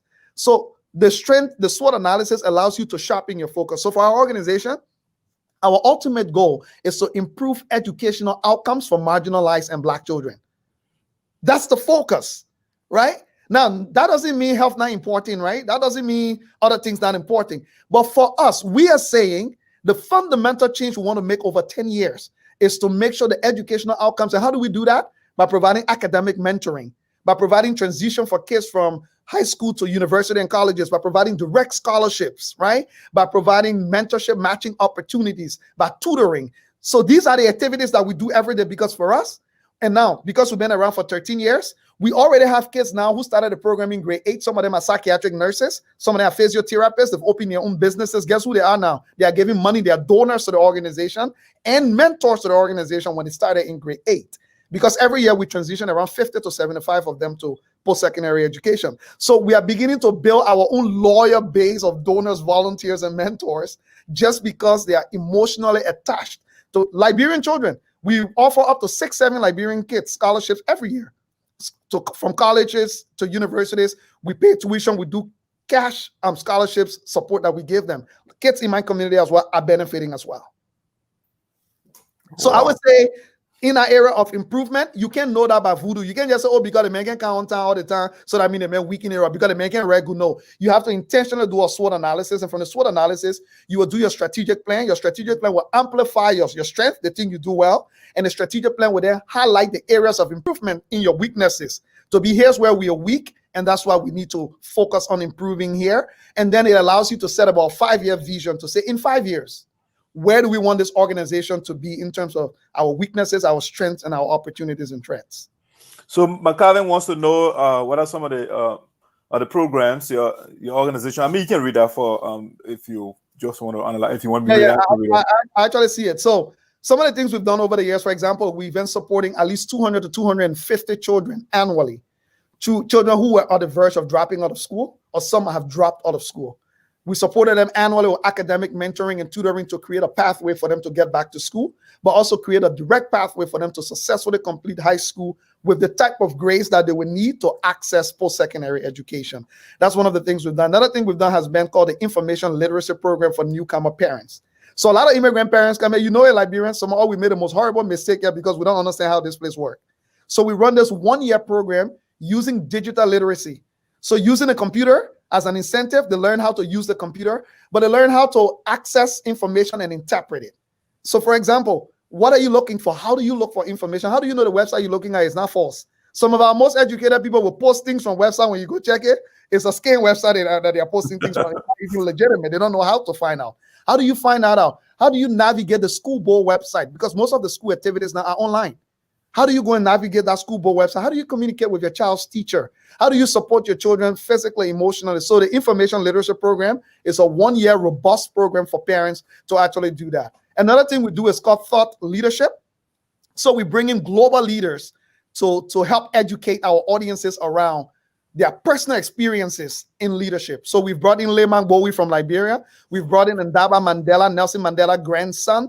We've brought in members of parliament from Ghana. We've brought in ambassadors, diplomats, you name senior leaders. We've brought in the Minister of Immigration for Canada to talk about specific issues. We call those thought leadership, sharing important lessons from global leaders who have achieved, even Madam Sirleaf, Madam Ellen Johnson Sirleaf when she was president, Sivette Gibson when she was mayor of Pinsville. So we have a very widespread of bringing in global leaders. That's one of the things that we do. And then internationally, we are doing a Liberia Learning Center in Liberia.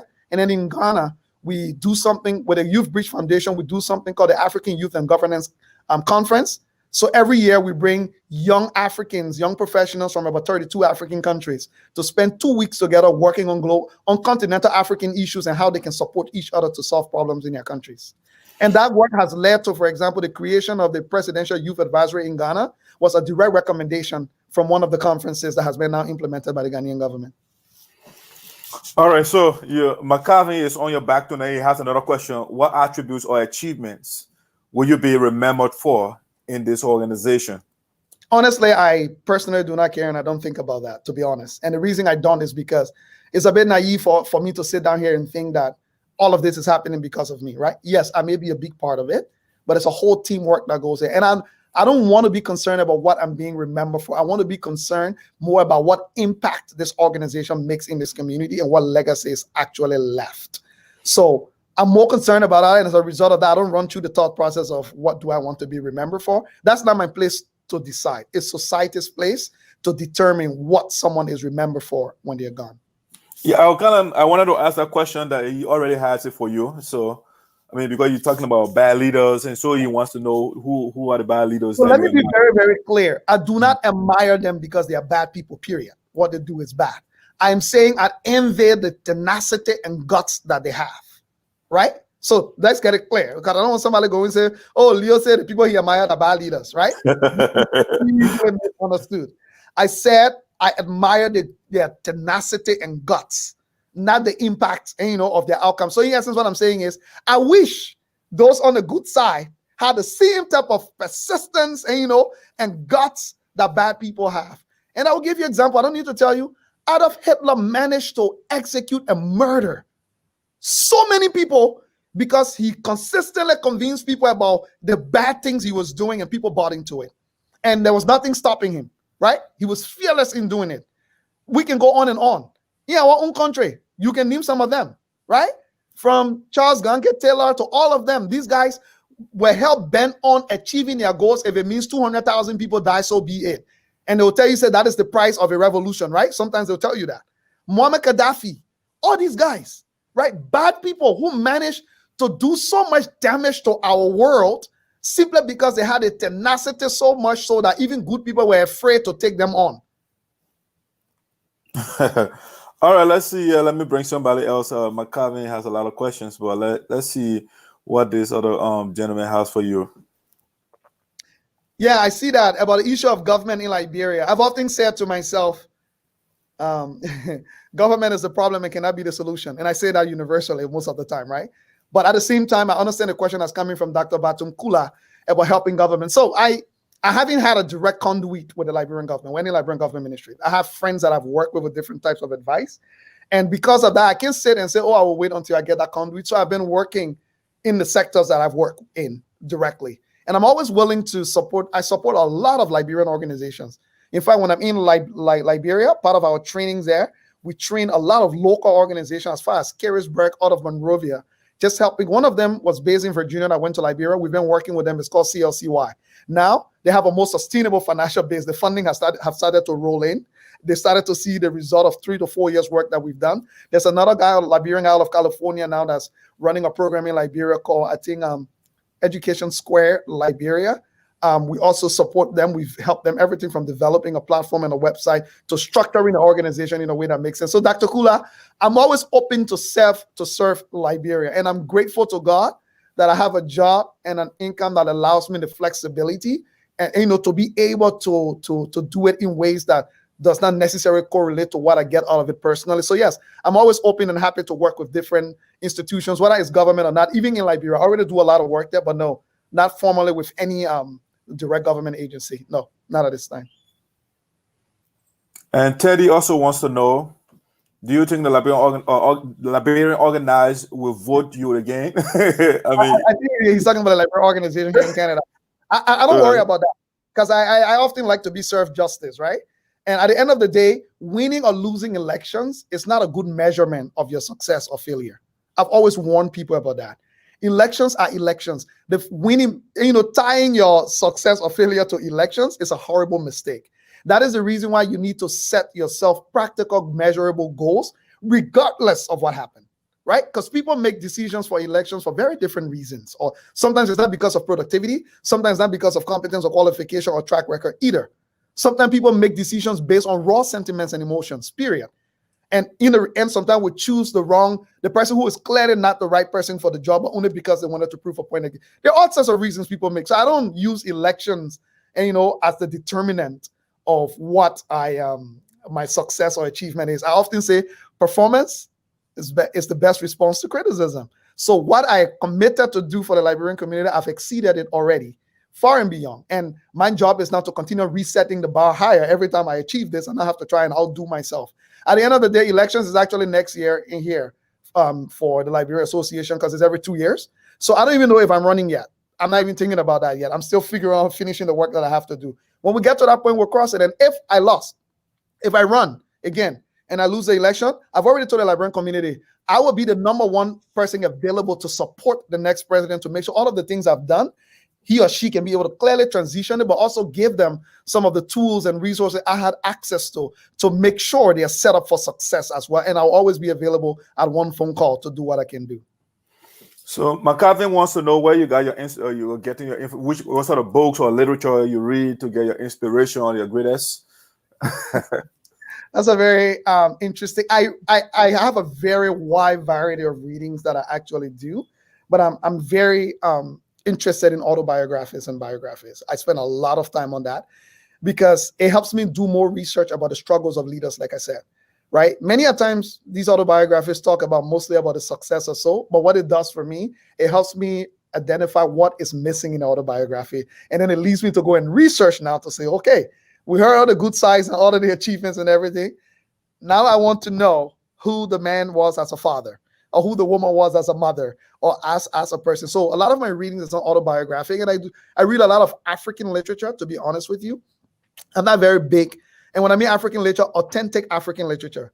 I'm not talking about, because a lot of the literature on our continent was written by other people from their perspectives and opinion. So I'm always in search of very old books. And then I also like reading my Pele book. I have a Pele book here that I use to keep my Pele grammar up to a speed as well. But I read a lot of Liberian literature, everything from The Rain and the Night. I still read out a lot. To Murder in the Kasawa Pash, I still read out a lot. Ebony Dust, I still read out a lot. The House at Copper Beach, I still read those books a lot. Like a lot of actual Liberian literature, I spend a lot of time reading those as well. Do you have a favorite of the books that you just named? My favorite is The Rain and the Night by Wilton Sankawulo. The depth of culture in that book is incredible. And I keep learning new things about my own self and my own tribal people and culture every time I actually read it. All right, Leo.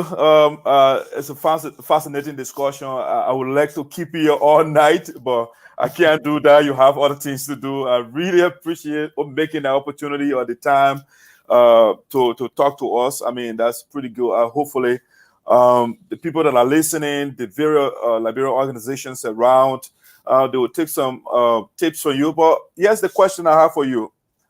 I know it's COVID time and stuff like that, but do you sometimes do virtual like teaching and stuff like that? Or if you don't have it, is that something that you're willing to do? Yeah, most of what I used to do, I do a lot of keynote speaking and a lot of workshop and training sessions. Actually, I get more invitations from the United States than I do in Canada. I used to be in the US at least twice a month for most of these things. Most of the time, universities will invite me to help train on corporate social responsibility, and then organizations as well will invite me. And I'm doing that a lot now virtually. In fact, the reason I joined a UN program was I spent 3 months in Geneva training at the policy intervention level, right? Because we know what we do. But then when you come at this level, how do you contextualize it? And so, yes, I actually do, and there's no reason why I shouldn't do it for my Liberian community. But like we said, a prophet is often not respected in his or her own home. It's usually other people that actually tend to value it. But I just want to give a word of caution to Liberian leaders out there. The best measure of leadership is lifelong learning and continuous learning.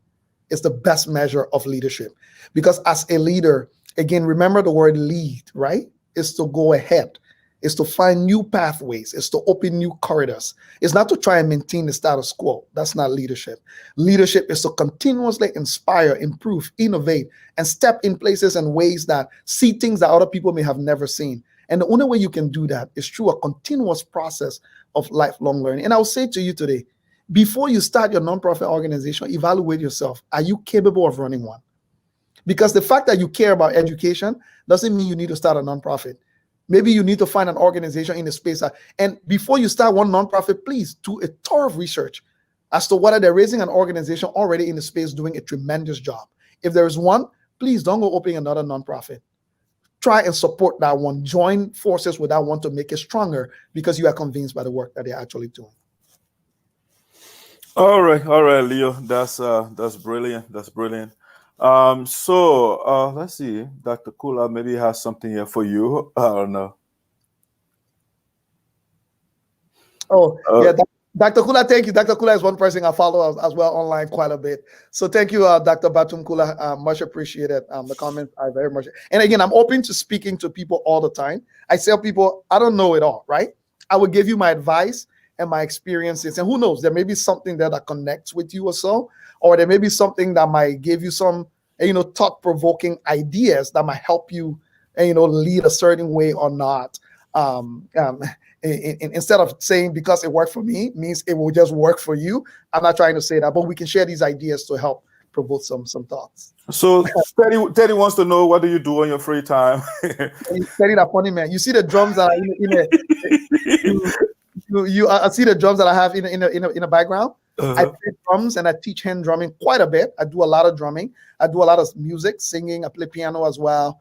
And then I like to go with my son to basketball most of the time, doing when I get free time. But the good thing about these is I don't need free time because they're all in my office. I have them all in my office. The drums, the keyboard, they're all in my office every time. So many a times I just will leave things and go to refresh myself by just playing music a little bit, drumming a little bit, and then getting back to it. And sometimes just coming on Facebook Live and sharing some ideas as well. That's another thing I do during my free time.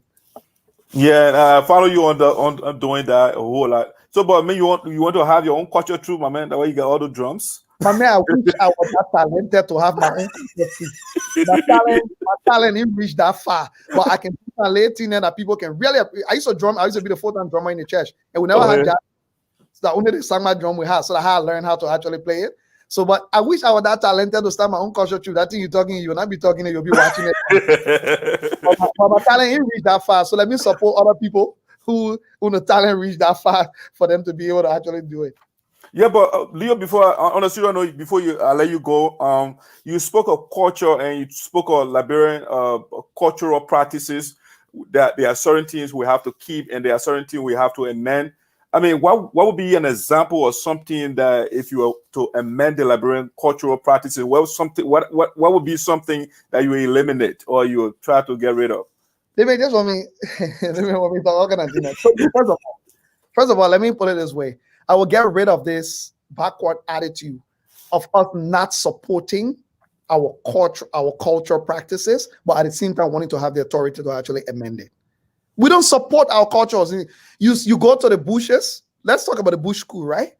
It's still looking like 1927, the way it used to look, right? I'll give you an example to really break this down.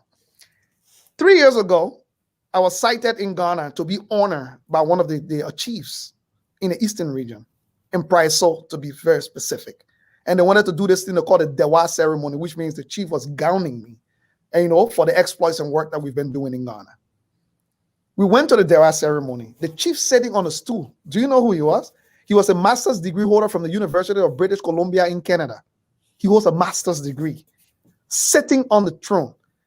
And when I went there, we were there, me and one of my other friends from Canada, right? These people just speaking tree, bro. And I speak up one tree here and there because I live in Ghana, but I don't really speak tree. But these people, they didn't care. Everybody spoke tree for almost the first 1 hour of the entire ceremony. And then there was this back and forth negotiation happening, right? A group of elders will go stand on the side and when the come out to the chief. I didn't realize until the gowning ceremony came in, the chief turned to me and started speaking English, perfect English, to the lecture, and said to me, I will speak in English now because I had to negotiate with the elders to permit me to speak a foreign language from my throne as I sit on the throne, to talk in a foreign language. And we've gone through the negotiation and the elders have accepted that for your sake, and because you don't understand tree that well, we will speak English only based on the permission of the elders while I sit on the throne. Now, that was a profound moment for me, right? Go to Liberia today. Everybody's talking about how backwards the poorer society is, the sending society, and all the issues that need to change. But let me ask you, at what point in our history did we engage in investing in these traditions for us to say we can amend it or we can improve it, right? Because if we're engaged esoteric, we'll not be standing as outsiders talking about our own culture like we don't know what's going on. We would have known better. So I think we should get to the point where we can only evolve our cultures and, to get to the point of weeding out the bad practices and keeping the good practices if our culture are dependent on our support.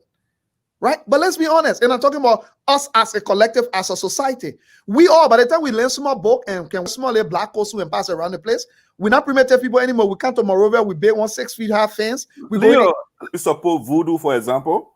What is voodoo? I mean, it depends how you define what your definition is. They want the people fly on brooms at night and kill babies.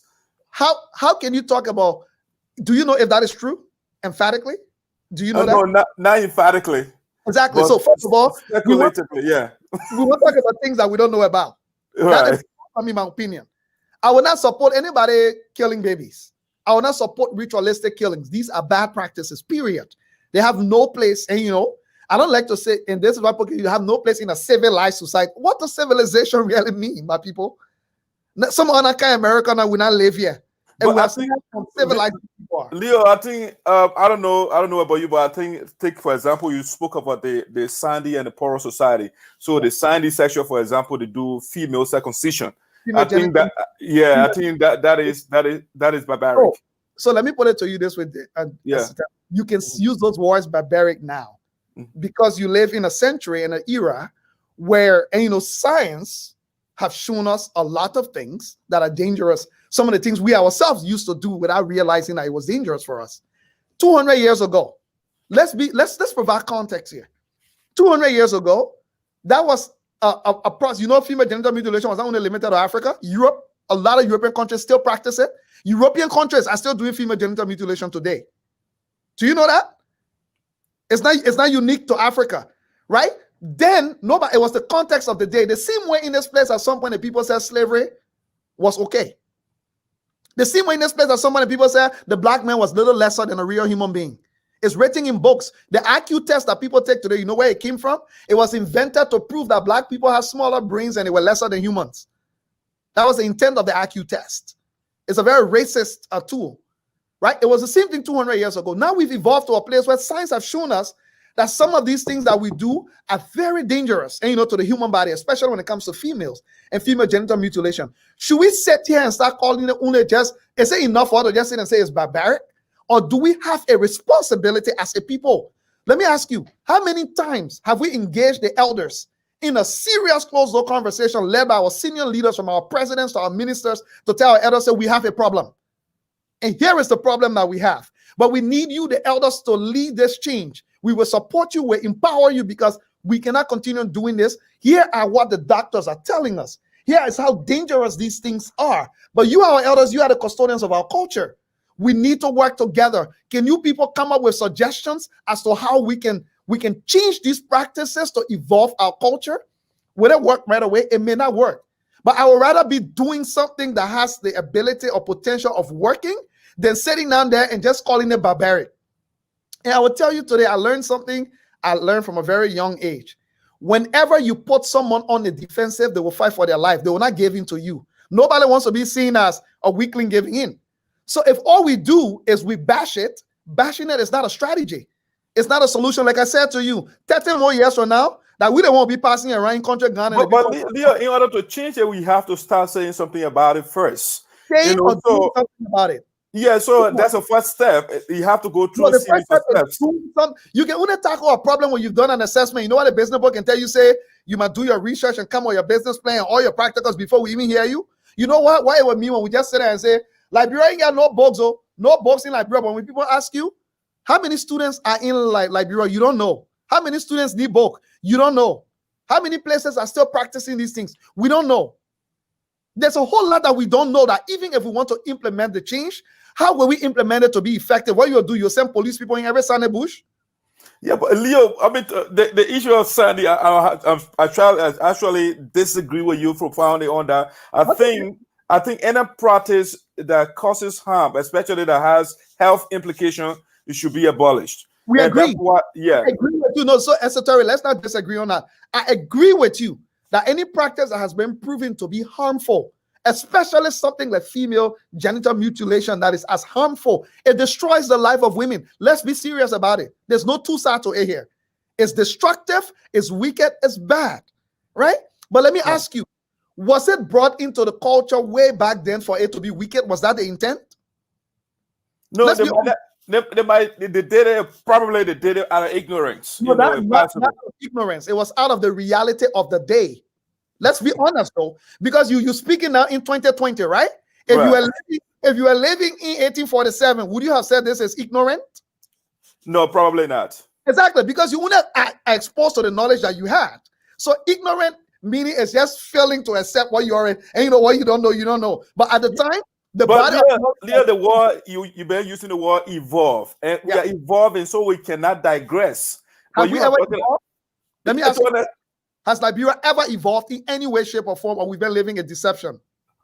I mean, certain things have changed. Tell me one thing that have evolved for the better.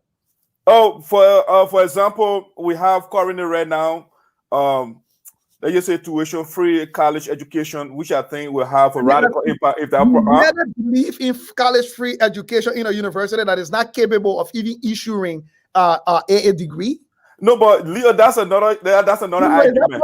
No, I'm that's asking another argument. Is it progress? Because I don't call that progress. Progress is the first thing is making sure equipping our universities to be offering quality education and making it free. But not Leo, you have an organization, you have a university actually that produced a lot of leaders, and some of them they are all around the world, and you're saying it's not capable or it's not doing what it's supposed to do. Let me correct you. What Yeah. University of Liberia used to be one of the best universities anywhere on the continent, period. That's a fact. And I agree with you on that. But when they walk in, what did we do? We destroyed it and broke it down to the ground, didn't we? And then we came back without even renovating it properly. We pretended like we can just continue from where we stopped. Name me how many peer-reviewed research articles. You know what makes a university? Name me how many PhD peer-reviewed articles that is published in any acceptable academic journal annually from the University of Liberia. Please name me one. Name me how many equipped libraries. Name me how many equipped libraries the University of Liberia have to offer quality education and up-to-date educational materials. Name me what laboratory, up-to-date laboratory University of Liberia have to be offering quality education. This is not a criticism, esoteric. I'm only trying to point out the reality, right? I'm not blaming anybody here. So I'm saying to you, we've lived a deception for a long time. We need to come to reckon with the reality that these barbaric, as you call it, and bad practices that we have had, that is dangerous. It cannot only be changed by us saying it's bad and repeating it to ourselves every day. We need to start being practical. What should we do as a society? That's a part I haven't heard from anybody.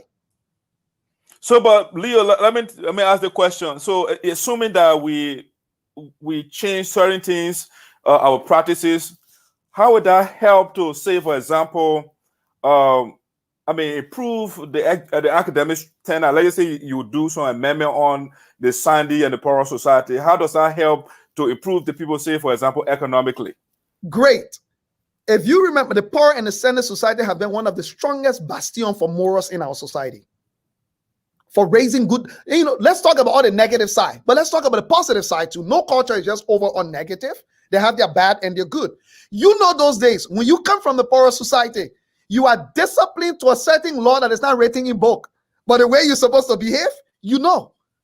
Nobody needs to tell you as a man or as a woman, right? These are the custodians of the morals of our society. You know what has happened during the war? Because it broke down. You see what the morals look like now in our society? You see where we've actually degenerated. So actually improving these culture practices, right? And, getting rid of the bad ones, weeding out the bad ones, evolving it to current day 21st century realities will do a huge job in raising better men and women who understand their patriotic duties and responsibility, not to their country, to their communities, to their counties, to their tribes, because it doesn't start at the country level, esoteric. It starts right in your community, the way you conduct yourself. And even greater, the children growing up will start to have more good examples to be able to follow. The Ghanaian culture that we all like to admire. You know what they do there? The Ghanaian society bush that they go, that we all like to admire. Even in South Africa, the rites of passage. Do you know what they do there? You think no. they don't? But we need to be serious. In Liberia, we like to talk about problems. Everybody talks about the problem. When we ask one person to say, please give me a practical solution. What can we do now? And here is the situation. We all know the situation in our country. So I'm asking people, don't just come out because when you come out and bash and criticize these things, then it's uninformed. Let's come up. Let's point out what is bad, but let's be strategic about how we solve it. Let me ask you this, right?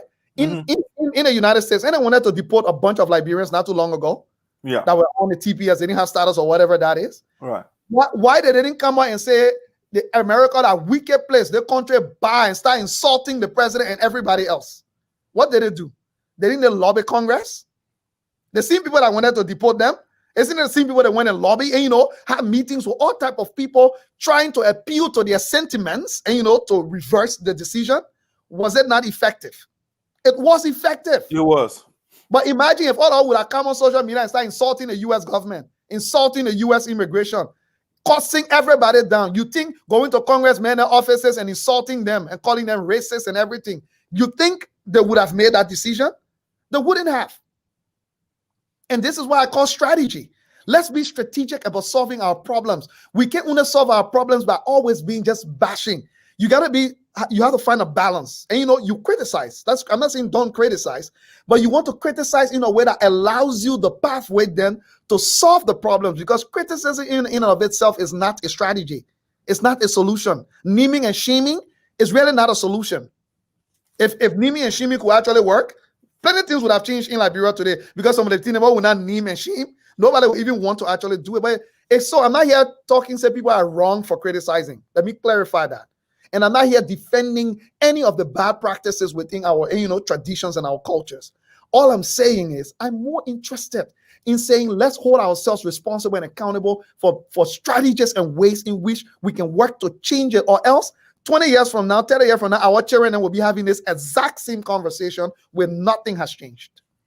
Great, Leo. That's wonderful. I think I will have to engage you again to work on your schedule, so maybe we can talk about our culture and stuff like that, or maybe education, how to, just bring out some strategies. That would be a great conversation to have. But you've been on for a while, and let me give you an opportunity to have some rest. Yeah, but before I let you go, Leo, what would be your advice to the various, because our topic tonight has to do with charity organization. And myself, like I told you from the beginning, I'm in one right now, and I'm sort of disturbed. Initially I was on the outside, and I was doing the criticism. I said, what, the right thing to do is to get on the board.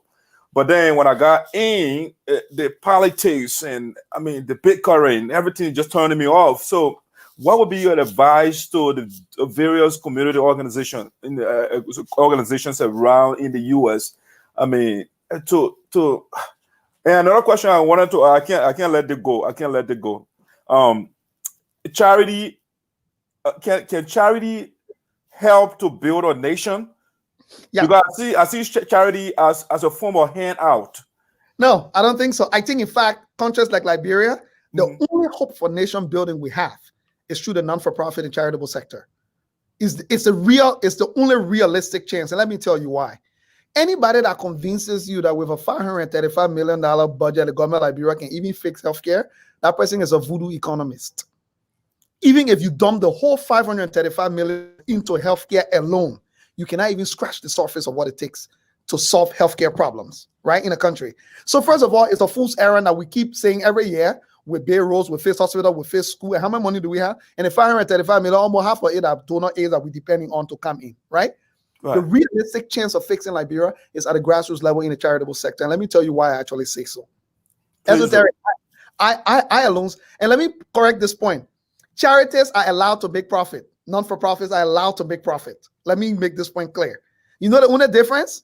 The profit cannot be used for any individual gain. The profits goes right back into the activities of the organization. I'll give you an example. My organization has something called emerging needs funds. So my organization has a mandate that we must make no less than $5,000 in profit every year, right? But you know where the $5,000 goes? It goes into what we call our reserve fund. So imagine if we keep saving at least $5,000 for the next 20 years, right? Think about how much money we'll have in our reserve fund. Good money. Exactly. And that fund can allow us to take on other strategic projects that may not have been funded. And by funders, it can allow us fill in gaps, all kinds of ways. So in Liberia, the only chance we've got, in my opinion, to realistically start to rebuild our country in a solid way and sustainable way is through the nonprofit sector. Because I will tell you this today, Esoteric, nobody stopped me. And I didn't need anybody in Liberia to give me a special permission to try and raise $2 million to go and do a learning center. But you know what the learning center is going to do when it's built? It's already doing it. You know what it's actually going to do? No. It's going to not just inspire all the Liberians to look at the blueprint of how that project was implemented, to understand how to do it, but it's going to inspire even bigger funders. As I said to you, in 2 weeks, watch out. We'll be making another big announcement from one of the largest foundations in the world about a new project we've convinced them to support in Liberia because of our success with the Learning Center project, right? So you think about it. The freedom of me going to Liberia with $2 million and being able to implement what I want to do at the community level. You know why it's important? Because that alone, Esoteric, if nothing else happens, somebody in Liberia can see me coming from Gobacho Manke, right? Without any well-connected or being wealthy, and being able to accomplish a $2 million project will convince a young child growing up in a single Gobacho market that they don't need to wait for anybody's permission, not even the government. They have a responsibility to contribute to Liberia within their means. This is where we need to start taking accountability of Liberia has a responsibility as a government to provide security, enabling environment, and all this stuff, right? We have a responsibility to continue to contribute to the country within our means, even if the government does not do their part, in spite of that. Because it's almost like paying taxes. You say, because the government corrupt, I will not pay my taxes. You can do that stuff in America. Hell no. You not pay your taxes. You still pay your taxes, which gives you the right then to chastise the government because you've paid your dues and you don't like the way they're managing your money. So I say this to Liberians. Governments in Liberia have always been the problem. So government cannot be the solution. That is the reason why if all of us start to work with it, I mean, esoteric, if you can only have one child in your own family, right? Focus on it and do it well because you don't know where that one child may end up. Esoteric, if you can only build one public toilet in your little community, but the people in the plastic and throwing it around, and you can go there for vacation every year, $2,500 can put up a decent public toilet there. All of a sudden, you help solve the people throwing around plastic in the community. We all need to do this. Since 1927, Firestone came to Liberia, decided to build a rubber farm, right? And decided to export the raw latex back to America. Who stopped any Liberian entrepreneur from building a rubber factory? Everybody let to blame Firestone for why they didn't build a rubber factory. Who stopped any millionaire in Liberia to say, you know what? Send the Firestone people who don't want to export rubber. I will build rubber factories so we can export rubber materials as a businessman. And we're not short of rich people in Liberia. We do have them. But no, we said, and since 1927, we've been blaming Firestone. Why Firestone not open rubber factory? Why Firestone not open rubber? Firestone tell you said we're not interested in opening rubber factory. Who forced them? Firestone not your government. Firestone is a private business trying to maximize profit. And they don't see rubber factory as being in their means. So I'll say to you, the non-profit sector, when done well, and this is where I've proposed to some members quietly in the Liberian government, I said to them, we need to establish something called a charities directory, which is an autonomous agency in Liberia, right? And that agency is to regulate this sector, but also mandate what international charities should do. We live in these countries, we see it. Why are international charities going to Liberia? We don't give them a mandatory quota of how much Liberian staff they must employ. It's mandatory. You can come to my country and say you can't solve my problem, and you bring all your expats and pay them $150,000 a year. And then you hire only the driver there, the sweeper there, the security man there. Every charity coming to Liberia to work, part of your job is to contribute to our manpower, human development. You should have a minimum quota, both at senior staff level and at lower staff level, that you must have Liberians involved in the decision-making process of your operations. At the highest level, there should be a mandatory quota you must meet. Because over time, we'll be trained. There are all kinds of stuff you can do with setting up an autonomous agency as a charities directory to kind of stimulate revenue. But that's a different conversation for another day. That's a policy. Yeah. All right, Leo. Okay, that's great. But can you give me an example of a country that was developed or that got developed based on charity? In fact, a lot of countries, and you like to call it charity. I don't like to call it charity. I like to call it social enterprise. Let me give you a new name. I mean, you try to be euphemistic, man. No, I'm not being euphemistic because there's a product that comes out of it. If you leave from here today and go to Liberia and build 10 schools, you know what? It is social enterprise, right? It is an enterprise because what is going to do that 10 school might be able to get 200 children in school. And those 200 children go on to graduate, even though you're not measuring it in dollars, right? It's not like you went and build a school and somebody buy the school from you. But if you can measure the human, and that's what social enterprise is, because you are measuring the social economic impact of what you do. If you build a school in Liberia, there's a direct social economic impact to it. If you go to Liberia and build 10 wells, there's a direct social economic impact to it. If you go to anything you do in this world, there is nothing that is like, oh, we're just doing it for free. No, what you're doing comes at a cost, but it's a product that people are investing into. If you tell people you want to build school, you want to raise $10,000, esoteric, the reason people will contribute that because they believe in the product that you are presenting to them, even though it's only social impact. So yes, I will give you many examples. Advanced countries like Canada that we are in today, most of the innovative community-based projects that are providing some of the best services in Canada are not government projects. I can give you massive ones. For example, the YMCA that we all go to, esoteric. You know what the YMCA is? No. And you know it is a charity. The YMCA is a charity. Okay. Is the YMCA an important organization? Yes, in every country in the world? Yes, and in fact, they are all over the world. The YMCA is a charity. USAID, what do you think USAID is? Don't you know it's a charitable arm of the US government? USAID is the charitable arm of the US government. I'm using high-level example. The United Nations that we all go to, what do you think the United Nations is? You think it's a government run? What do they do? Don't they mobilize resources? All the relief efforts that we see everywhere, where does it come from? Isn't it a UN agency? Let's be honest, bro. When we were doing the war, the Liberian Ministry of Education at one point was default. UNICEF was the Liberian Ministry of Education at one point. UNICEF. But here is the problem. Most people use charity engagements for corruption. They do not do it properly. That's the reason why the Western countries get the best out of their charities, because they put in place the rules, the governance, and the regulations to make sure they will force you to use that money for what it's intended for. So the social economic impact is powerful.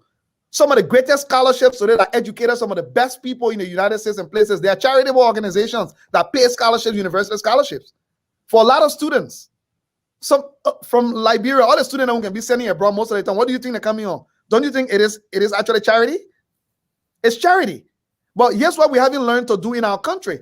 We haven't learned to manage our charitable sector. We haven't learned to help our rich people in our country understand how they can contribute. There's no incentive. Why would somebody with a lot of money go get that money to charity in Liberia when there's no tax incentive? You know what will happen if the government say in Liberia, as of today's date, if you pay $500 to a charity that we recognize and is registered and compliant, we will make sure on your payroll tax, you will say 50% will go back to you as a result of that. That's what Canada and other countries do. And you think why, churches, churches are actually charities? You know that, right? Wow. Churches are actual charities. They got the same status, charitable status as well. Churches function as charities. So these societies have developed it to the point where they can measure the impact, they can regulate it, they can monitor it. Because all kinds of people hate the government. You won't get that money to the government. All kinds of poor already won't get money to the government. So give them a country. So yes, in fact, countries like Liberia, I will argue, because of the poverty, the lack of management of our country resources by different types of governments, the best chance for us to do something that is manageable, measurable, and sustainable is usually through social enterprise and the charitable sector, in my opinion. Okay, Leo, wonderful, man. You are intellectually contagious. So I can keep you. I don't want to let you go, but I gotta go. So I want you to give your closing comments, and we'll call it your night. I will reach out to you. I love to talk to you. I mean, a lot of topics that I want to talk about, but I'm glad that you initiated. So the next time you appear, the people will be coming all over the place. Yeah, but I want you to give your closing comments, please. No, thank you. Thank you for having me. And again, like I said, I come to these things and speak based on my experience. I don't come and pretend like what I'm saying is the only way or is the most correct way. There may be other people out there who are actually more experienced than me, who have seen more than me. But what has worked for me is what I'm sharing. And I'm hoping that the parts that you disagree with, that's also okay. And, it provides us the thought. It provokes the thought for us to go back with and start to think about it. And those of you who are also able to share, thank you for having me. And I think I put this out here usually because I'm hoping to provoke other people who have the experience and the ability to also then come up and together we can start to enrich each other. We can start to share, but also help some of our brothers and sisters who may be out there struggling and may resonate with some of the things that we're actually seeing. And to our Liberian leaders, I beg you, be humble. And, do a good evaluation of yourself, what you can do and what you can do. Cut your cloth according to your measurements. Start saying you want change education in Liberia when you aren't able to send 2 children to school right here in Minnesota. Stop saying that. Be practical, because the more practical you are, the more successful you will become, because you'll be able to measure your efforts based on the resources available to you. But thank you, everybody. All right, Leo, have a pleasant night. Thank you so much. Have a good one, sir. All right. All right, so ladies and gentlemen, that was Leo Johnson, great guy, great young guy. I love to talk to people like that. That's why I follow people on Facebook all over the place and see who has something to offer me. Yeah, like Socrates, I know that I don't know, and so I'm looking for people that know to teach me something. All right, that being said, ladies and gentlemen, have a pleasant night. This is how we're doing it for the night.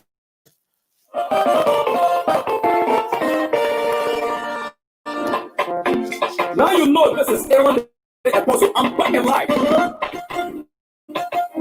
away, I'm away, I'm away, I'm away.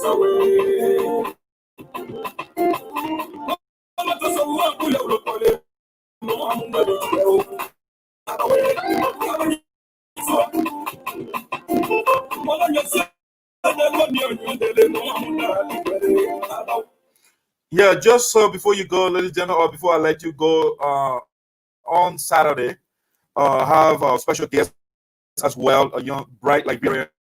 His name is Larry Yonto. Will be my special guest. I will be looking at the PAPD, which is the government administration development agenda. So Larry Yonto will be looking at, will be giving us some thoughts with respect to the PAPD. So you got to join us on Saturday. Saturday, yeah, you'll be either Saturday or Sunday. I have to put out a notification so you can be part of the show. All right, and that's the information that I wanted to share with you. Something else before I forget. Let's see here. I don't think I have that notification with me here, so I'll just leave it as is.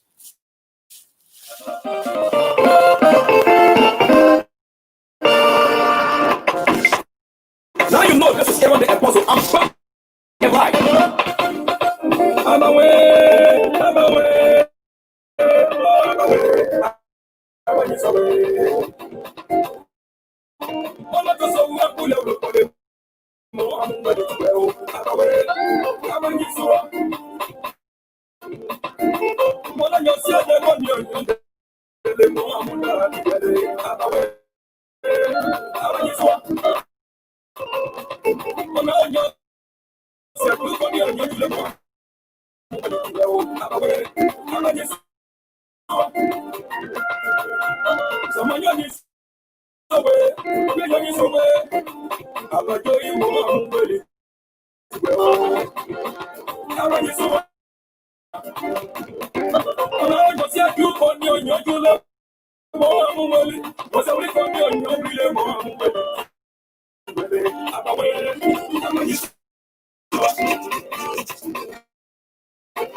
All right, I'm out, guys.